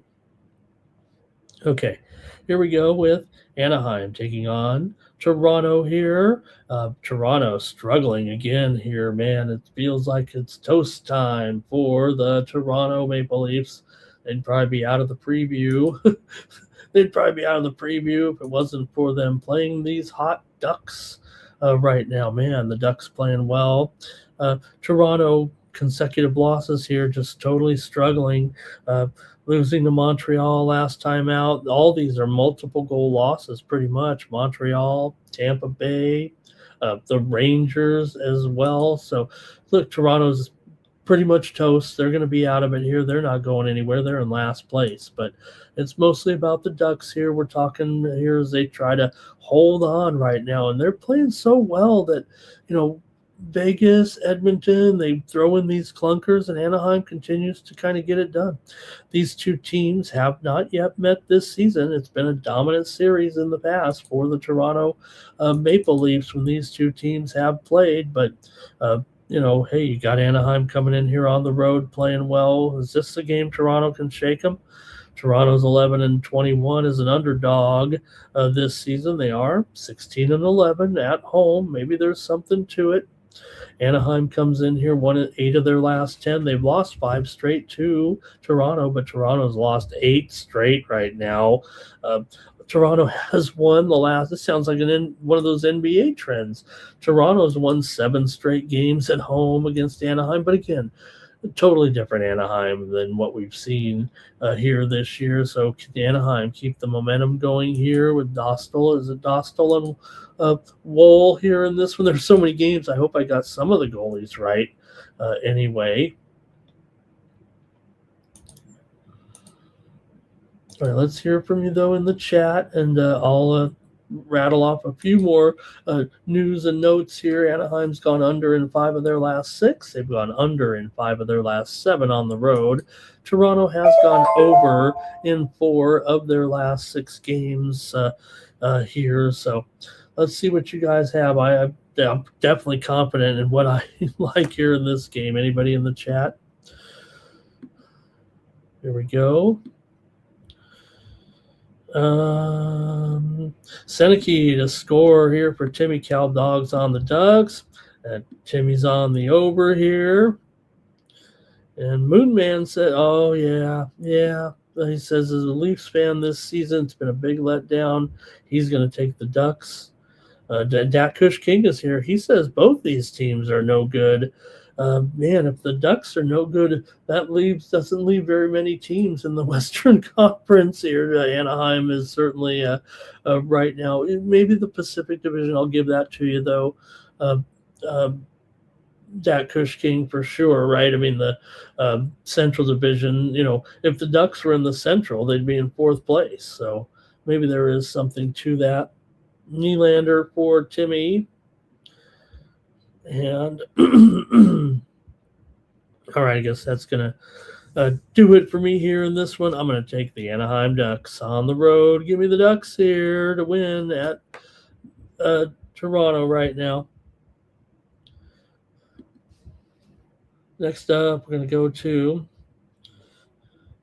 the Blues will take on the Hurricanes here. Got a 275 favorite, but still important game for the Hurricanes here. The Blues are toast. They're not going to be able to make it here, but you have Carolina currently leading the Metro Division here pretty comfortably, but I try to cover all playoff teams when we can. For Carolina here, mostly got to look at the puck line, of course, in this one with the Hurricanes, such a big favorite over these Blues. The Blues are still highly competitive here of late. They're probably playing their, still best hockey here. They've had 2 good streaks right now, and this is still one of them. Even though they lost last time out to the Islanders in overtime, they've been hanging in here in every game. They beat the Ducks, they beat the Sharks, they beat the Kraken, they beat the Wild. They're on a good groove here right now. However, they are just 25-29 and overall 25-29-10, 11-17 on the road. They're one of the better puck line underdogs here overall at 32-13. Carolina, meanwhile, is a puck line favorite, 22-37, a pretty good record as well, although they have been struggling of late on the puck line. Carolina is 23-11 to the over at home. And also St. Louis here, 19-26, though, to the under as a dog. Carolina's won 6 straight at home. They've won 8 of their last 10. They've defeated St. Louis in 6 of the last 9 meetings. St. Louis has gone under in 5 of their last 6, including 4 of their last 5 on the road. 4 of the last 6 meetings between the two teams have gone under. They did play their first meeting in St. Louis. The Blues won 3-0 back on January the 13th. Carolina has gone over, however, in 6 of their last 7 meetings overall. So let's see what you got here. We're not going to belabor it too much, but I'm going to take the St. Louis Blues on the puck line here and say that they continue to play well and can stay within this game. And I think you get an inflated price here with Carolina. As good as they are, St. Louis has definitely been closing the gap here. At least, they're not going to close the gap on the playoffs, but they are hanging here right now. And at minus $1.10, I'm going to take St. Louis on the puck line here, plus a goal and a half. All right, and let's see here. Blues puck line for, hey, Darnell Green is here. Nice to have Darnell. Moonman, though, says just lay that 275 and do it.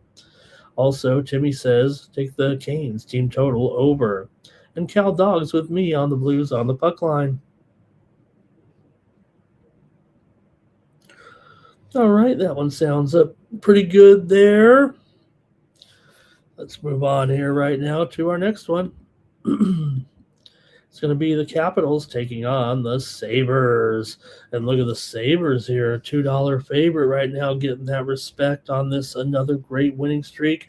The Capitals are tumbling here a little bit right now coming in, actually.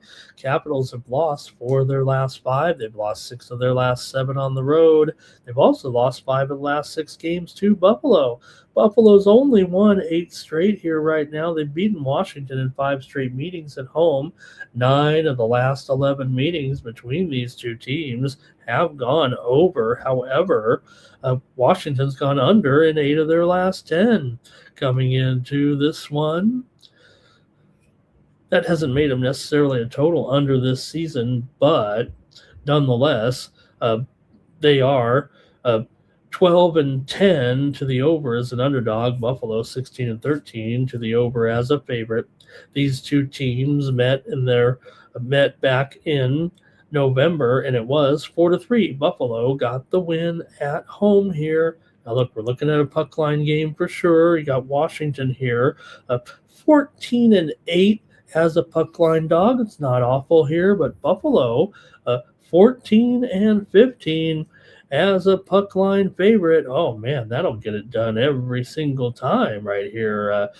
There, when you're a favorite on the puck line, you got that big plus money in most cases here. When you're 14-15, that's going to be highly profitable. Let's see what you have in this one, though. Can the Caps get something going here? They're just falling by the wayside here right now are the Washington Capitals. They're going to be missing the postseason here unless they can really get a winning streak going. Right now, you look at where they stand in the wild card. They are 7 points behind the Boston Bruins here currently.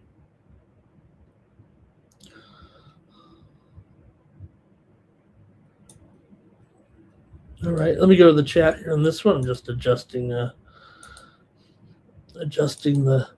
numbers a little bit here. Let's go to the chat in this one. Okay, it's going to be let's see, Cowdog maybe on the under. Sabres can't lose. Just keep riding that train. And I'm going to take a shot here. Timmy Two Shoes will take a shot with the Capitals here in this one. Look, this one's gone up pretty high here. Buffalo, I think, goes as low as $1.75. It's obviously gone up about 25 cents here. But, on the puck line here for Buffalo at plus $1.20, I'm going to go ahead and take Buffalo on the puck line here. This team is on fire. Give me Buffalo here, minus a goal and a half at plus $1.20. I'm going to take the Sabres on the puck line in this one. Darnell Caps on the puck line. Oh, and Obi for a goal there. Timmy says take Capitals over in their team total and parlay that with the Canes. And Andrew says, look, Caps lost last night to the Flyers. I mean, no, he says they're going to be tired. Not only that, I mean, lost that game 4-1 there yesterday. Buffalo, like I said, on a big winning streak here right now again. Wow. And Timmy Chushes, I think he likes both the teams to get 3 goals tonight. That sounds like an over. All right, me and my totals, man, how did I go 0-2 last night? I tried to go over in both games on night moves, and it was 3-1 and 3-2 or something like that. We didn't hit those. So, all right, here we go. Next up, All right. Well, we did skip the Calgary Flames and the New Jersey Devils here. Got to draw the line somewhere with these two teams. And look, when I'll just mention it real quick. I mean, Calgary right now. I mean, they are uh, uh, 10 points out of the wild card spot there, and same thing for New Jersey right now. They are 13 points out of the spot. So we're going to start dropping some of these games, dropping some of these teams. If you're not having a chance, we got to shorten the show up. Okay, here we go with the Red Wings taking on the Lightning here. The Red Wings are in it. They're leading the wild card chase here currently, up there with Boston. And for the Tampa Bay Lightning, we know where they're at here currently. Second place in the Atlantic Division. Buffalo's gone right on by. Remember when we were saying, well, the Tampa should hang on? Nope, nope. So do have the Lightning here, another $2 favorite though in this one. Like I said, you're gonna see a lot of $2 favorites. We might be on some puck lines. Maybe we got to take some totals here. Tampa though, they've actually had some woes here. 2 straight losses to Buffalo and Columbus. Look, those are tough teams. Tampa's supposed to be better than those teams right now, especially getting ready for the postseason. I mean, those are 2 fellow contenders now. There's just no other way to look at it. I'm not used to saying that this time of year, but Buffalo and Columbus, those teams are contenders. It's a shame if Columbus would miss the playoffs after this great run. They are 2 points out of the wild card, though, so very important game here for. Oops. Sorry about that. I'm on the Red Wings here. Red Wings leading the way here in the wild card, 79 points ahead of Boston and Columbus. I was kind of getting ahead of myself here because we got Columbus coming up. But what I was saying was you do have a lot of these $2 favorites here right now. Detroit, meanwhile, they're coming in off of a loss, 4-3 to Florida. They did beat New Jersey before that, but they've lost 3 of their last 4 games. Still, Detroit, a good road team, 18-11, a pretty decent underdog too, 18-15. They're 23-10 as a puck line underdog, pretty darn good. Meanwhile, Tampa Bay, puck line favorite, 20-33. That's pretty decent here. The 2 teams did meet back in November, and Tampa won 6-3 at Detroit. This total though is 6.5 here right now. And let's take a look maybe at some of the trends for these guys coming in, because they have an interesting head-to-head. Detroit's won 6 of the last 9 meetings between the 2 teams overall. Tampa's actually lost 6 of their last 7 overall, but have gone 11-2 in their last 13 at home. Tampa Bay has won 15 of the last 20 meetings when hosting the Detroit Red Wings over the years here.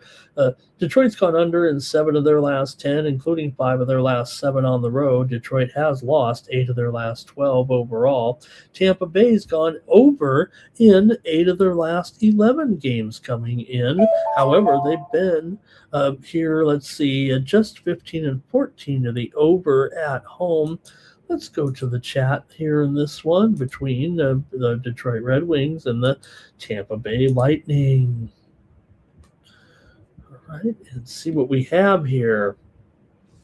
What is it? I have it 6.5 under 20, but it may have actually gone down to 6 over. I do want to take a peek at this. No, you know what? Yeah, well, let's see. You got Bovada at 6 under here. I think you got to call it 6 over 20, don't you? I better, because I might. Let me at least do this here. So it looks like it has moved under just a little bit here. Yeah, it definitely has. In fact, I'm starting to see it kind of. I'm going to call it 6 flat. Actually, I'm seeing a pretty significant move actually to the under in this game. And I don't know if there's a lot of total value in it, but all right, let's see what you got here, though, in this one. I'm going to go ahead and take the under here with Detroit and Tampa Bay. I'll probably take it at 6.5 under 40, actually. I'm kind of worried about it. But give me the under here with Detroit and Tampa Bay. I'll take a total here. All right, and we've got Moonman says give him the under 6.5 there, and the Red Wings in Tampa Bay. Like I said, I like that. It's going to be about $1.40 or so, maybe $1.45 right now, and it may only get. Feels like the move is steady to the under here. Red Wings money line here for Cal Dog, Lightning in the over for Darnell, and Timmy Two Shoes likes Raymond to get an anytime goal. All right, give me the under in that one. Now we'll get to the Blue Jackets here. Like I said, boy, wouldn't it be a disappointment if the Blue Jackets don't make it? Look, they're on the outside looking in right now, but still just 2 points behind here, and you're taking on a Florida team that, they're not going to make it. They are currently 11 points back in the playoff run. It's over. Tore up my Florida futures ticket there, 60 to win 600. Well, there goes that. All right, and that was a few weeks ago. We tore that up. All right, for Columbus here, they're 33, 21, and 10. Florida, 32, 29, and 3. So it's been Columbus's ability to at least earn those points to get at least that 1 point every time. That's made a difference, and that's what hockey's all about, really, especially when you got so many close games this year. You got to make sure that you get out of there. You got to at least get to overtime here. That's something that Florida really has not done very, very well. Florida does come in here off of a couple of wins over Detroit. They played back-to-back games and beat the Red Wings, so a little bit of life here for the Panthers of late. For Columbus, they come in off of a win over Tampa. They've lost 2 of their last 3. They lost to the Kings and to Utah here, but still, Columbus, they are a terrible underdog, and I think they're still an underdog here right now, but it is a closely rated game. So, in fact, I'm showing one book here, VOL, if you know what I mean. They've moved here to Columbus a favorite, so I might ignore the numbers there a little bit as far as favorites are concerned.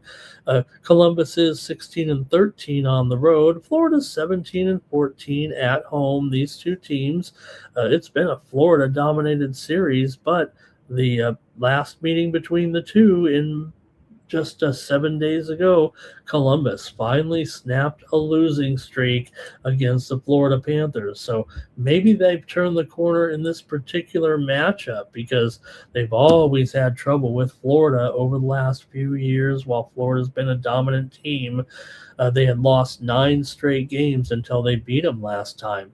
Columbus has won 7 of their last 8 on the road and 15 of their last 20 overall. Florida's lost 9 of their last 13 coming in. Now, they have beaten Columbus in 5 straight at home, but like I said, it was a different era. Columbus has gone over in 5 of their last 7. Florida's gone over in 10 of their last 15 games overall. 4 of the last 6 meetings between the two teams have gone under, but seems like a lot of overs with these two teams right now. All right, let's see what you have here in this one, man. Can Florida really do it here and finally get a win over Columbus? It feels like, you'd be hard-pressed for fooling yourself to take them here, but still Florida, is a little bit over 500 at home. They won 2 in a row. I know they were playing the Red Wings here. That Columbus game was 4-2 at Columbus. Can they turn around and get a little revenge here? I don't want to go, against Columbus here, but it does feel like the Florida spot. It's just that they've been such a disappointment here this season. Okay, here we go. Under for Cal Dog. Moonman says Columbus team total under, and Timmy, he likes the over in this one. All right, I'm going to be that guy. I'm taking the Florida Panthers tonight. Hey, Columbus, you've been so good to me. I'm going to say that Kachuk and crew get one here, just one game here. I'm going to do it with Florida. I'm going to take – let's look, it's not an upset, although I'm going to move it to a pick 'em on the screen here, I think. I almost feel like, that maybe Columbus will be a favorite by game time here, just slightly. I'm going to take the Panthers here. over Columbus. Look, Columbus has been good to us, no doubt about it. I'm going to say this one time, I'm going to go with the home team. All right, next up, we've got the Sharks taking on the Bruins here. Bruins come in here 38, 36, 22 and 6. Sharks are 30, 26 and 6. Sharks have lost 3 in a row here right now, but still, it's been a good season for the Sharks. They're going to fall short of the postseason here. They are just 1 point behind Seattle, but man, it just feels like they're in a slump here, and I don't know if they're going to be able to quite recover from this.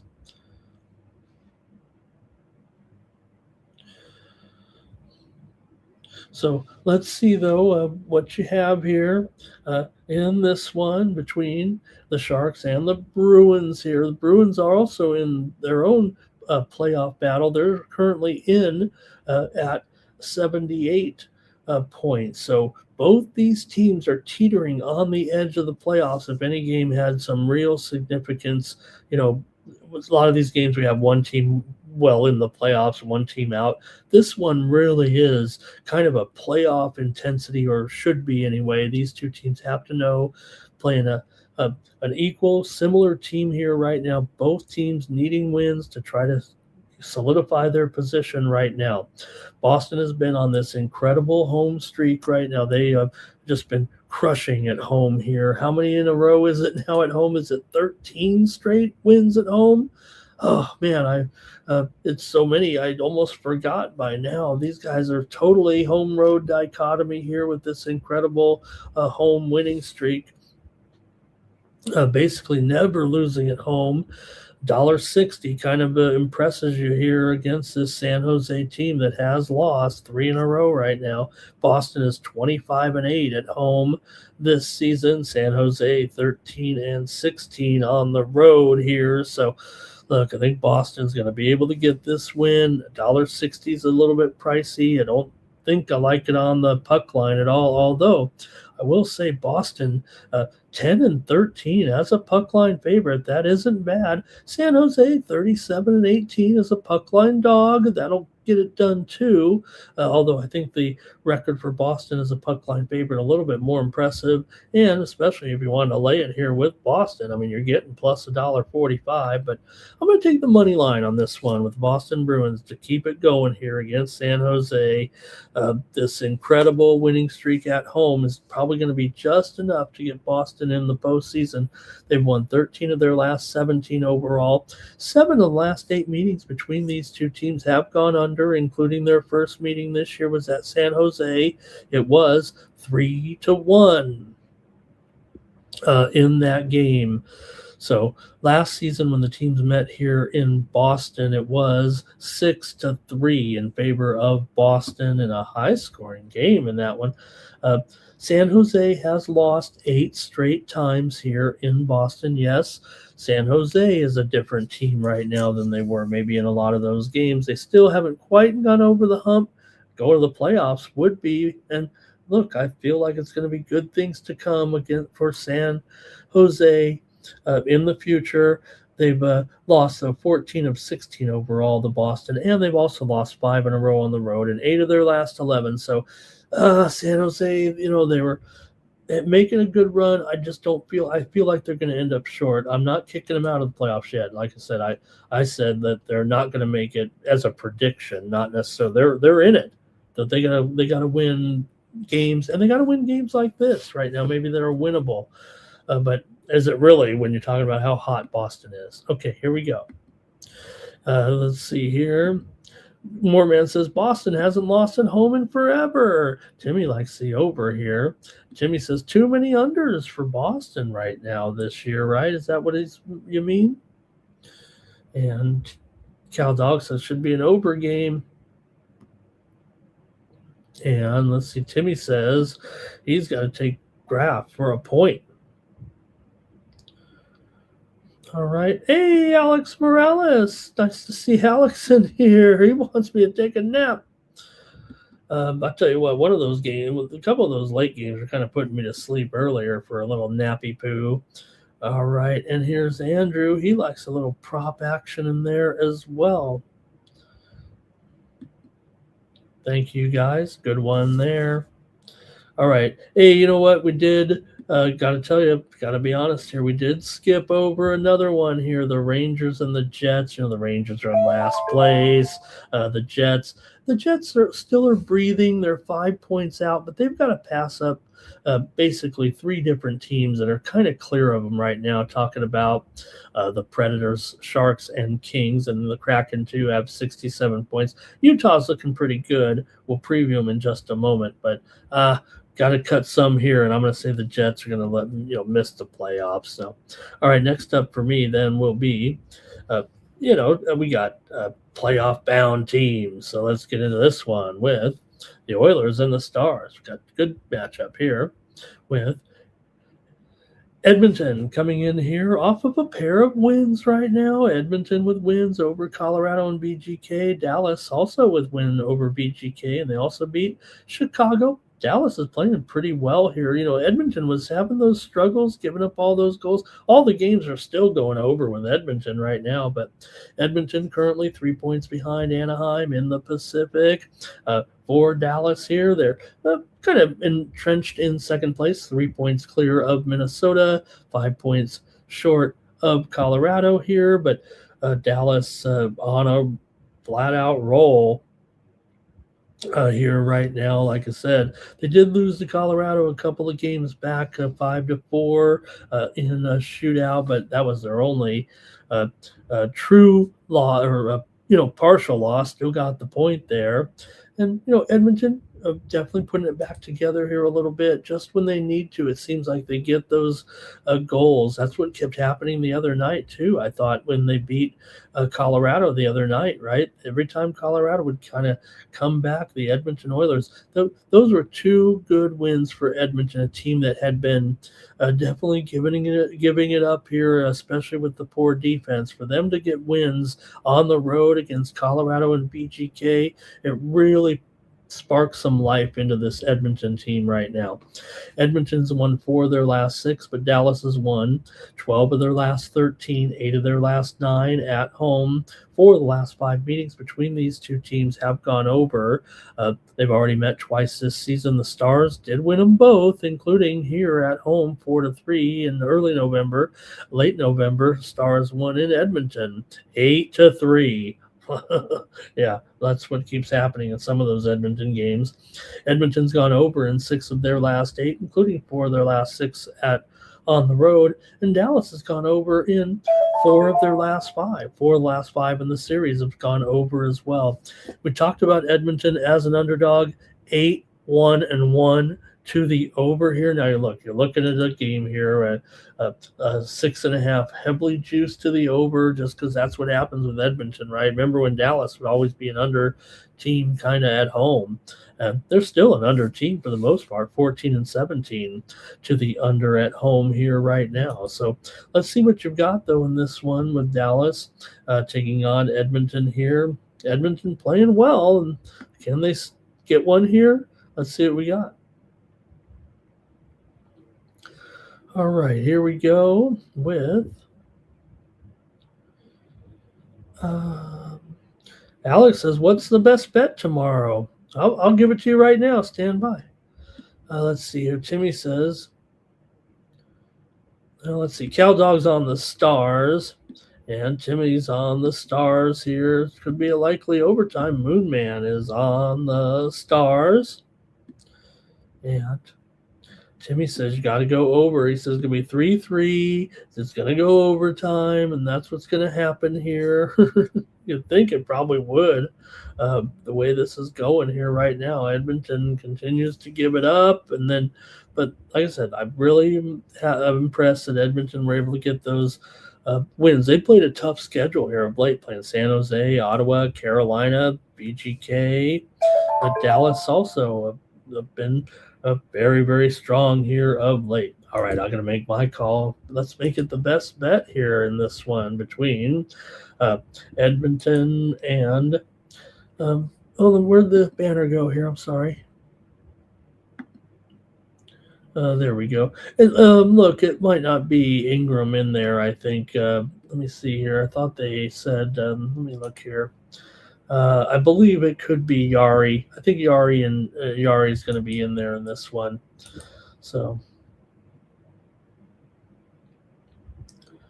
all right, I think that's it. I'm gonna actually refresh the goalies here and see if we got anything. I know it's pretty early here yet, but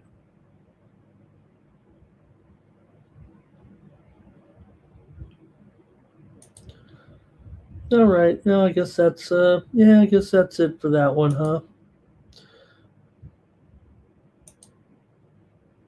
Yeah, we don't really have the not many goalies confirmed here yet at 5 in the morning Eastern time here, but see, I thought we had one or two anyway. No, not really.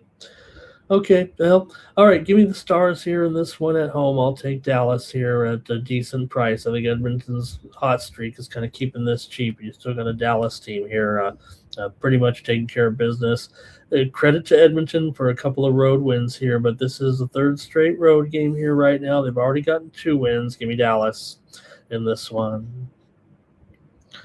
All right, here, and Alex says, "What is the Edmonton money line?" Edmonton on the money line, about to pick them here right now, but I'm going to go with Dallas. And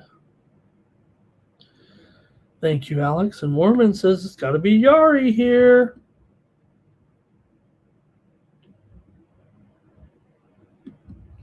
All right, here we go. Next up, I'm definitely previewing this one here with the Flyers and the Wild going off in this one. Got the Flyers here on the road. They're 30-23-11. Minnesota 38-16-11. Minnesota playing pretty well here. 3 wins in their last 4 games. Played well in all those games. The only loss was to Colorado on the road in that 4-game span here right now for Minnesota here. Minus 225 on these Flyers. Flyers do come in off of a win over Washington. They've been alternating wins and losses here of late. Philadelphia has actually won 5 of their last 7 overall, but Minnesota's won 5 of their last 6 at home and 9 of their last 12 games overall coming in. For Philadelphia, 5-1 in their last 6 games against the Minnesota Wild. 10 of the last 14 games for Philadelphia on the road have gone over, but 9 of their last 11 overall have gone under. Feels like these are 2 over teams for the most part. 4 of the last 6 meetings have gone over. Minnesota has gone under in 4 of their last 5, but they are 21-16 to the over as a favorite, and Philadelphia is 26-18 to the over as a dog. On the puck line here, Minnesota 12-25 as a puck line favorite. That's about average here, what you want. Meanwhile, for Philadelphia, 30-14 is a puck line underdog. Also pretty decent there. Might be worth a shot, but let's see what you guys think here in this one. At Philadelphia and Minnesota, hey, we're making good time here. Show's almost over right now. And in this one, I know these teams are going over here a little bit, but I'm going to go under in this one, actually. They played back earlier this season in the first meeting, and it was 2-1. Philadelphia won the game at home. I'm going to go under the 6 goals here. I believe it's 6 under 15 right now. Philadelphia is going under, like I said, in several games right now. 9-11 to the under. Yeah, they've been a bit of an over team on the road here, but Minnesota also with some unders here of late. 5-0 over Utah. They just won. They lost to Colorado in that game 3-2. The VGK game went for 6 goals. The Tampa Bay game did go 5-1, but it still was an under when they beat Tampa Bay here the other night. So I'm going to take the under in this one with the Flyers and the Wild. All right. Hey, end of the first period on my Carlton and under there. It's 40-21. Carlton winning. All right, here we go. And Wild on the puck line here for Cal Dog. Wild puck line and under for Darnell. Wild in regulation for Mormon. And Timmy says take Zuccarello and the Wild money line for even money. Thanks, guys. I've still got a few more here on the ice. Only if they would play, Stop doing 2 games in 14 games, 2 games in 14 games. Blackhawks and Mammoth here in Utah. Got another $2 line, though. What can you say? Utah coming in 34, 26, and 5. Look, they played great, but you know what? Chicago's been just fine.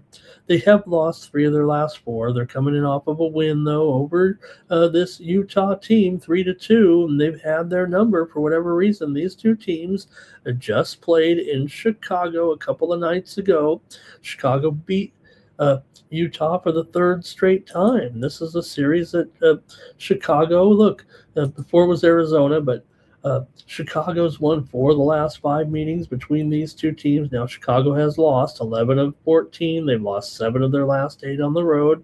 Utah's won 5 of the last 7 meetings between these two franchises here in Utah. Utah's also won 7 of their last 10 overall. But, you know, you look at the puck line here. Chicago's still 40-20 as a puck line dog. Utah's a good puck line favorite, an okay puck line favorite, 16-26. Like I said, you want to be over 35% really as a puck line favorite. So Utah's been just fine in that role. Utah, though, coming in off a couple of losses. Now, Chicago just played Utah. They have not played a game since then. Chicago also beat Utah back on March 1st, 4-0. So Chicago's won the last 2 games, but Utah did play Minnesota there 2 nights ago. So even though Chicago had an extra day off, Utah did have to squeeze a game in there, and they've actually been a little bit busier on the schedule here anyway. So, hey, maybe that'll affect things for you here. Chicago's gone under in 6 of their last 8. Mammoth have gone under in 5 of their last 6. 4 of the last 6 meetings between these two teams have gone under here. So what do you think here? It looks like Knight and Vemilka here right now. Look, the Blackhawks just seem to have their number here, being able to hang in there in these games right now every time, at least with this club. Now the puck line here for Chicago is minus $1.35, but kind of want to go with them here actually. Give me the Blackhawks plus the 1.5 against Utah. Look, Chicago, we know they're not going anywhere this year. Even in comparison to a team like San Jose or whatever, when you think of where Chicago stands with their young superstar, it doesn't feel like they're growing as much like those other teams, but I'm going to take them here in this one. They're not going to the postseason, but I'll take them here. Utah, it feels like they're pretty much in. All right, a few comments from the chat. All these $2 lines today, says Cal Dog, right? Cal Dog's on the over. Timmy's got a prop here in this one. All right, and Andrew says, bring back the Seattle Pilots.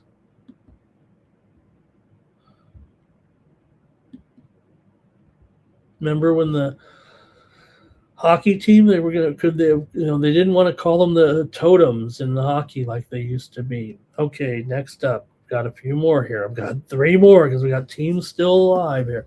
Predators and Canucks. Now, the Predators, I'm giving them a big chance. I got to talk about them still. They're 1 point behind here currently of the Seattle Kraken. So the Predators are definitely in this situation here. They've won 2 of 3 coming in.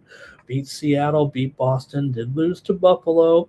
They're 11-6 against the spread as a favorite this year. That's pretty good for Nashville, huh? Vancouver here, we know how miserable they've been. They've just lost again here. They're not scoring any goals. They lost to Winnipeg and Ottawa. Who did they beat? They beat Chicago among here recently. But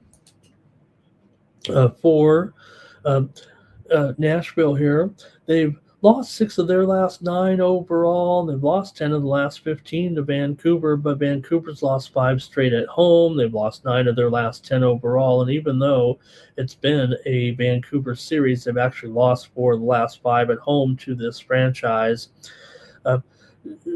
Nashville's gone under in 6 of their last 8 and 4 of their last 5 on the road, and Vancouver has gone under in 5 of their last 7 meetings, actually, with Nashville coming into this one. I think it's Saros and Lankinen here right now, and I love Nashville pretty much, but look at this price. Is it really $1.60? This thing opened much, much lower at a couple of books, but I'm still willing to take them here right now, and I'm going to take the Nashville Predators on the road. I guess I'll just take the money line. I got a couple of $1.60s in here today, but that's all right. I'm going to have to do it here with Nashville. I think they get this win on the road against lowly Vancouver. All right, let's see here. Pred's easy. Yep, says Moonman. And let's see here. Forsberg for Timmy. And the Moonman says says the Canucks are the real tankathon team here right now, right? Yeah, I mean they're clearly they've cleared the last place scenario there. We're down here right now, to the basically the last 17, 18 games in this season right now. Vancouver just 1-6-3 in their last 10. Okay, and let's see here. Nashville for Cal Dog. All right, got to keep it moving here. We're almost done. Thanks, you guys. Good show. Avalanche and Kraken. We got to touch on this one for sure. We got two teams battling it out here in the West. Avalanche top team in the West, 95 points here right now for the Kraken. They are in that number 2 wild card slot. They're technically tied on points with the Kings, but I think Seattle does have a little bit of the upper hand here with the tiebreaker currently for Colorado here. They had a winning streak snapped last time out. They were hot, lost to Edmonton in that game, but still strong as ever. 20-6 on the road for Colorado. Looking at a puck line game here, obviously Colorado 32-30 as a puck line favorite. Seattle 37-18 as a puck line dog. So Colorado maybe the upper hand with the stats there in that one, but you're not going to fault Seattle. They've been able to play well here against this team in this one. Colorado's owned the series, no doubt about it. Over the years here with Seattle, Colorado's won 5 straight times here in Seattle. 13 of the last 18 meetings between these two teams have gone under. Seattle has dropped 5 of 7 coming in. Colorado's won 5 straight on the road. They're 5-1 overall in their last 6 games. So Colorado picking up some steam here again right now. I think they'll probably be able to probably win and cover this one, actually. I might even take the puck line with the Avalanche tonight. Give them to me on the puck line. Look, we love Seattle. But, man, Colorado looking good. This is a series that they do kind of dominate. They already won on the puck line already 3 straight times. Colorado's won on the puck line here, including the only meeting this year, 5-3 here in Seattle in December. I'm going to take Colorado on the puck line at -1.5 at plus $1.20. All right, and we've got here Timmy liking the under. And Moonman going with me here. He likes the puck line there, or I'm going with him. Eberle for Timmy Two Shoes. Cal Dog also on that Abs puck line. One more tonight, and the show will be over.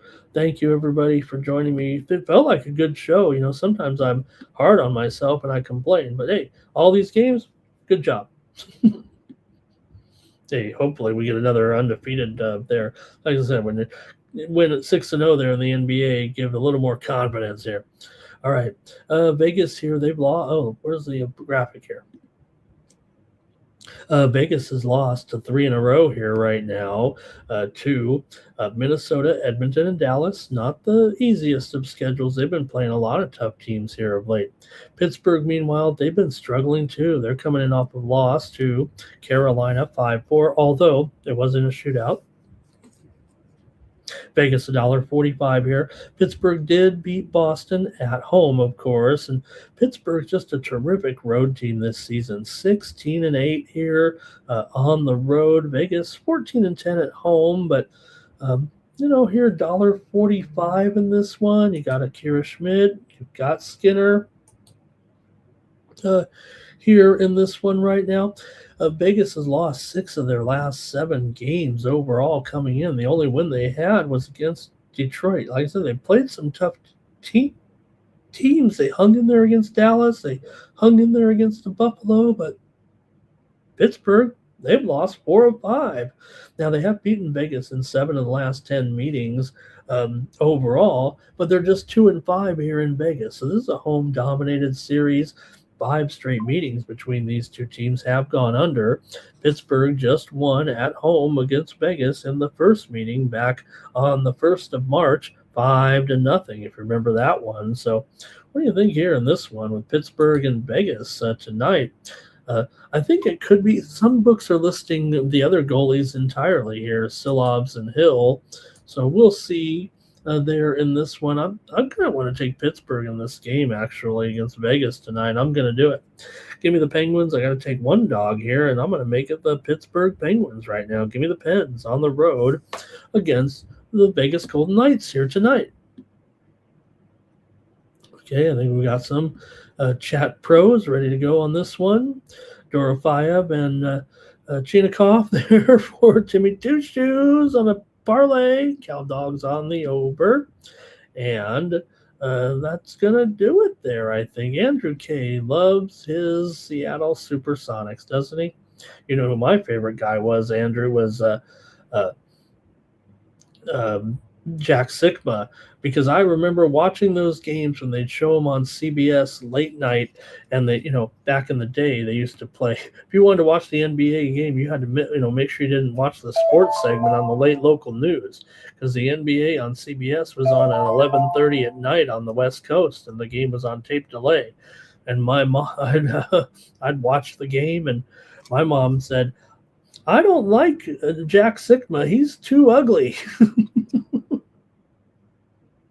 It's going to do it here for Night Moves. That's going to do it here. A great show, you guys. Great help as well. I think we got a lot of winners here, so better be back here tomorrow for a great time with me here.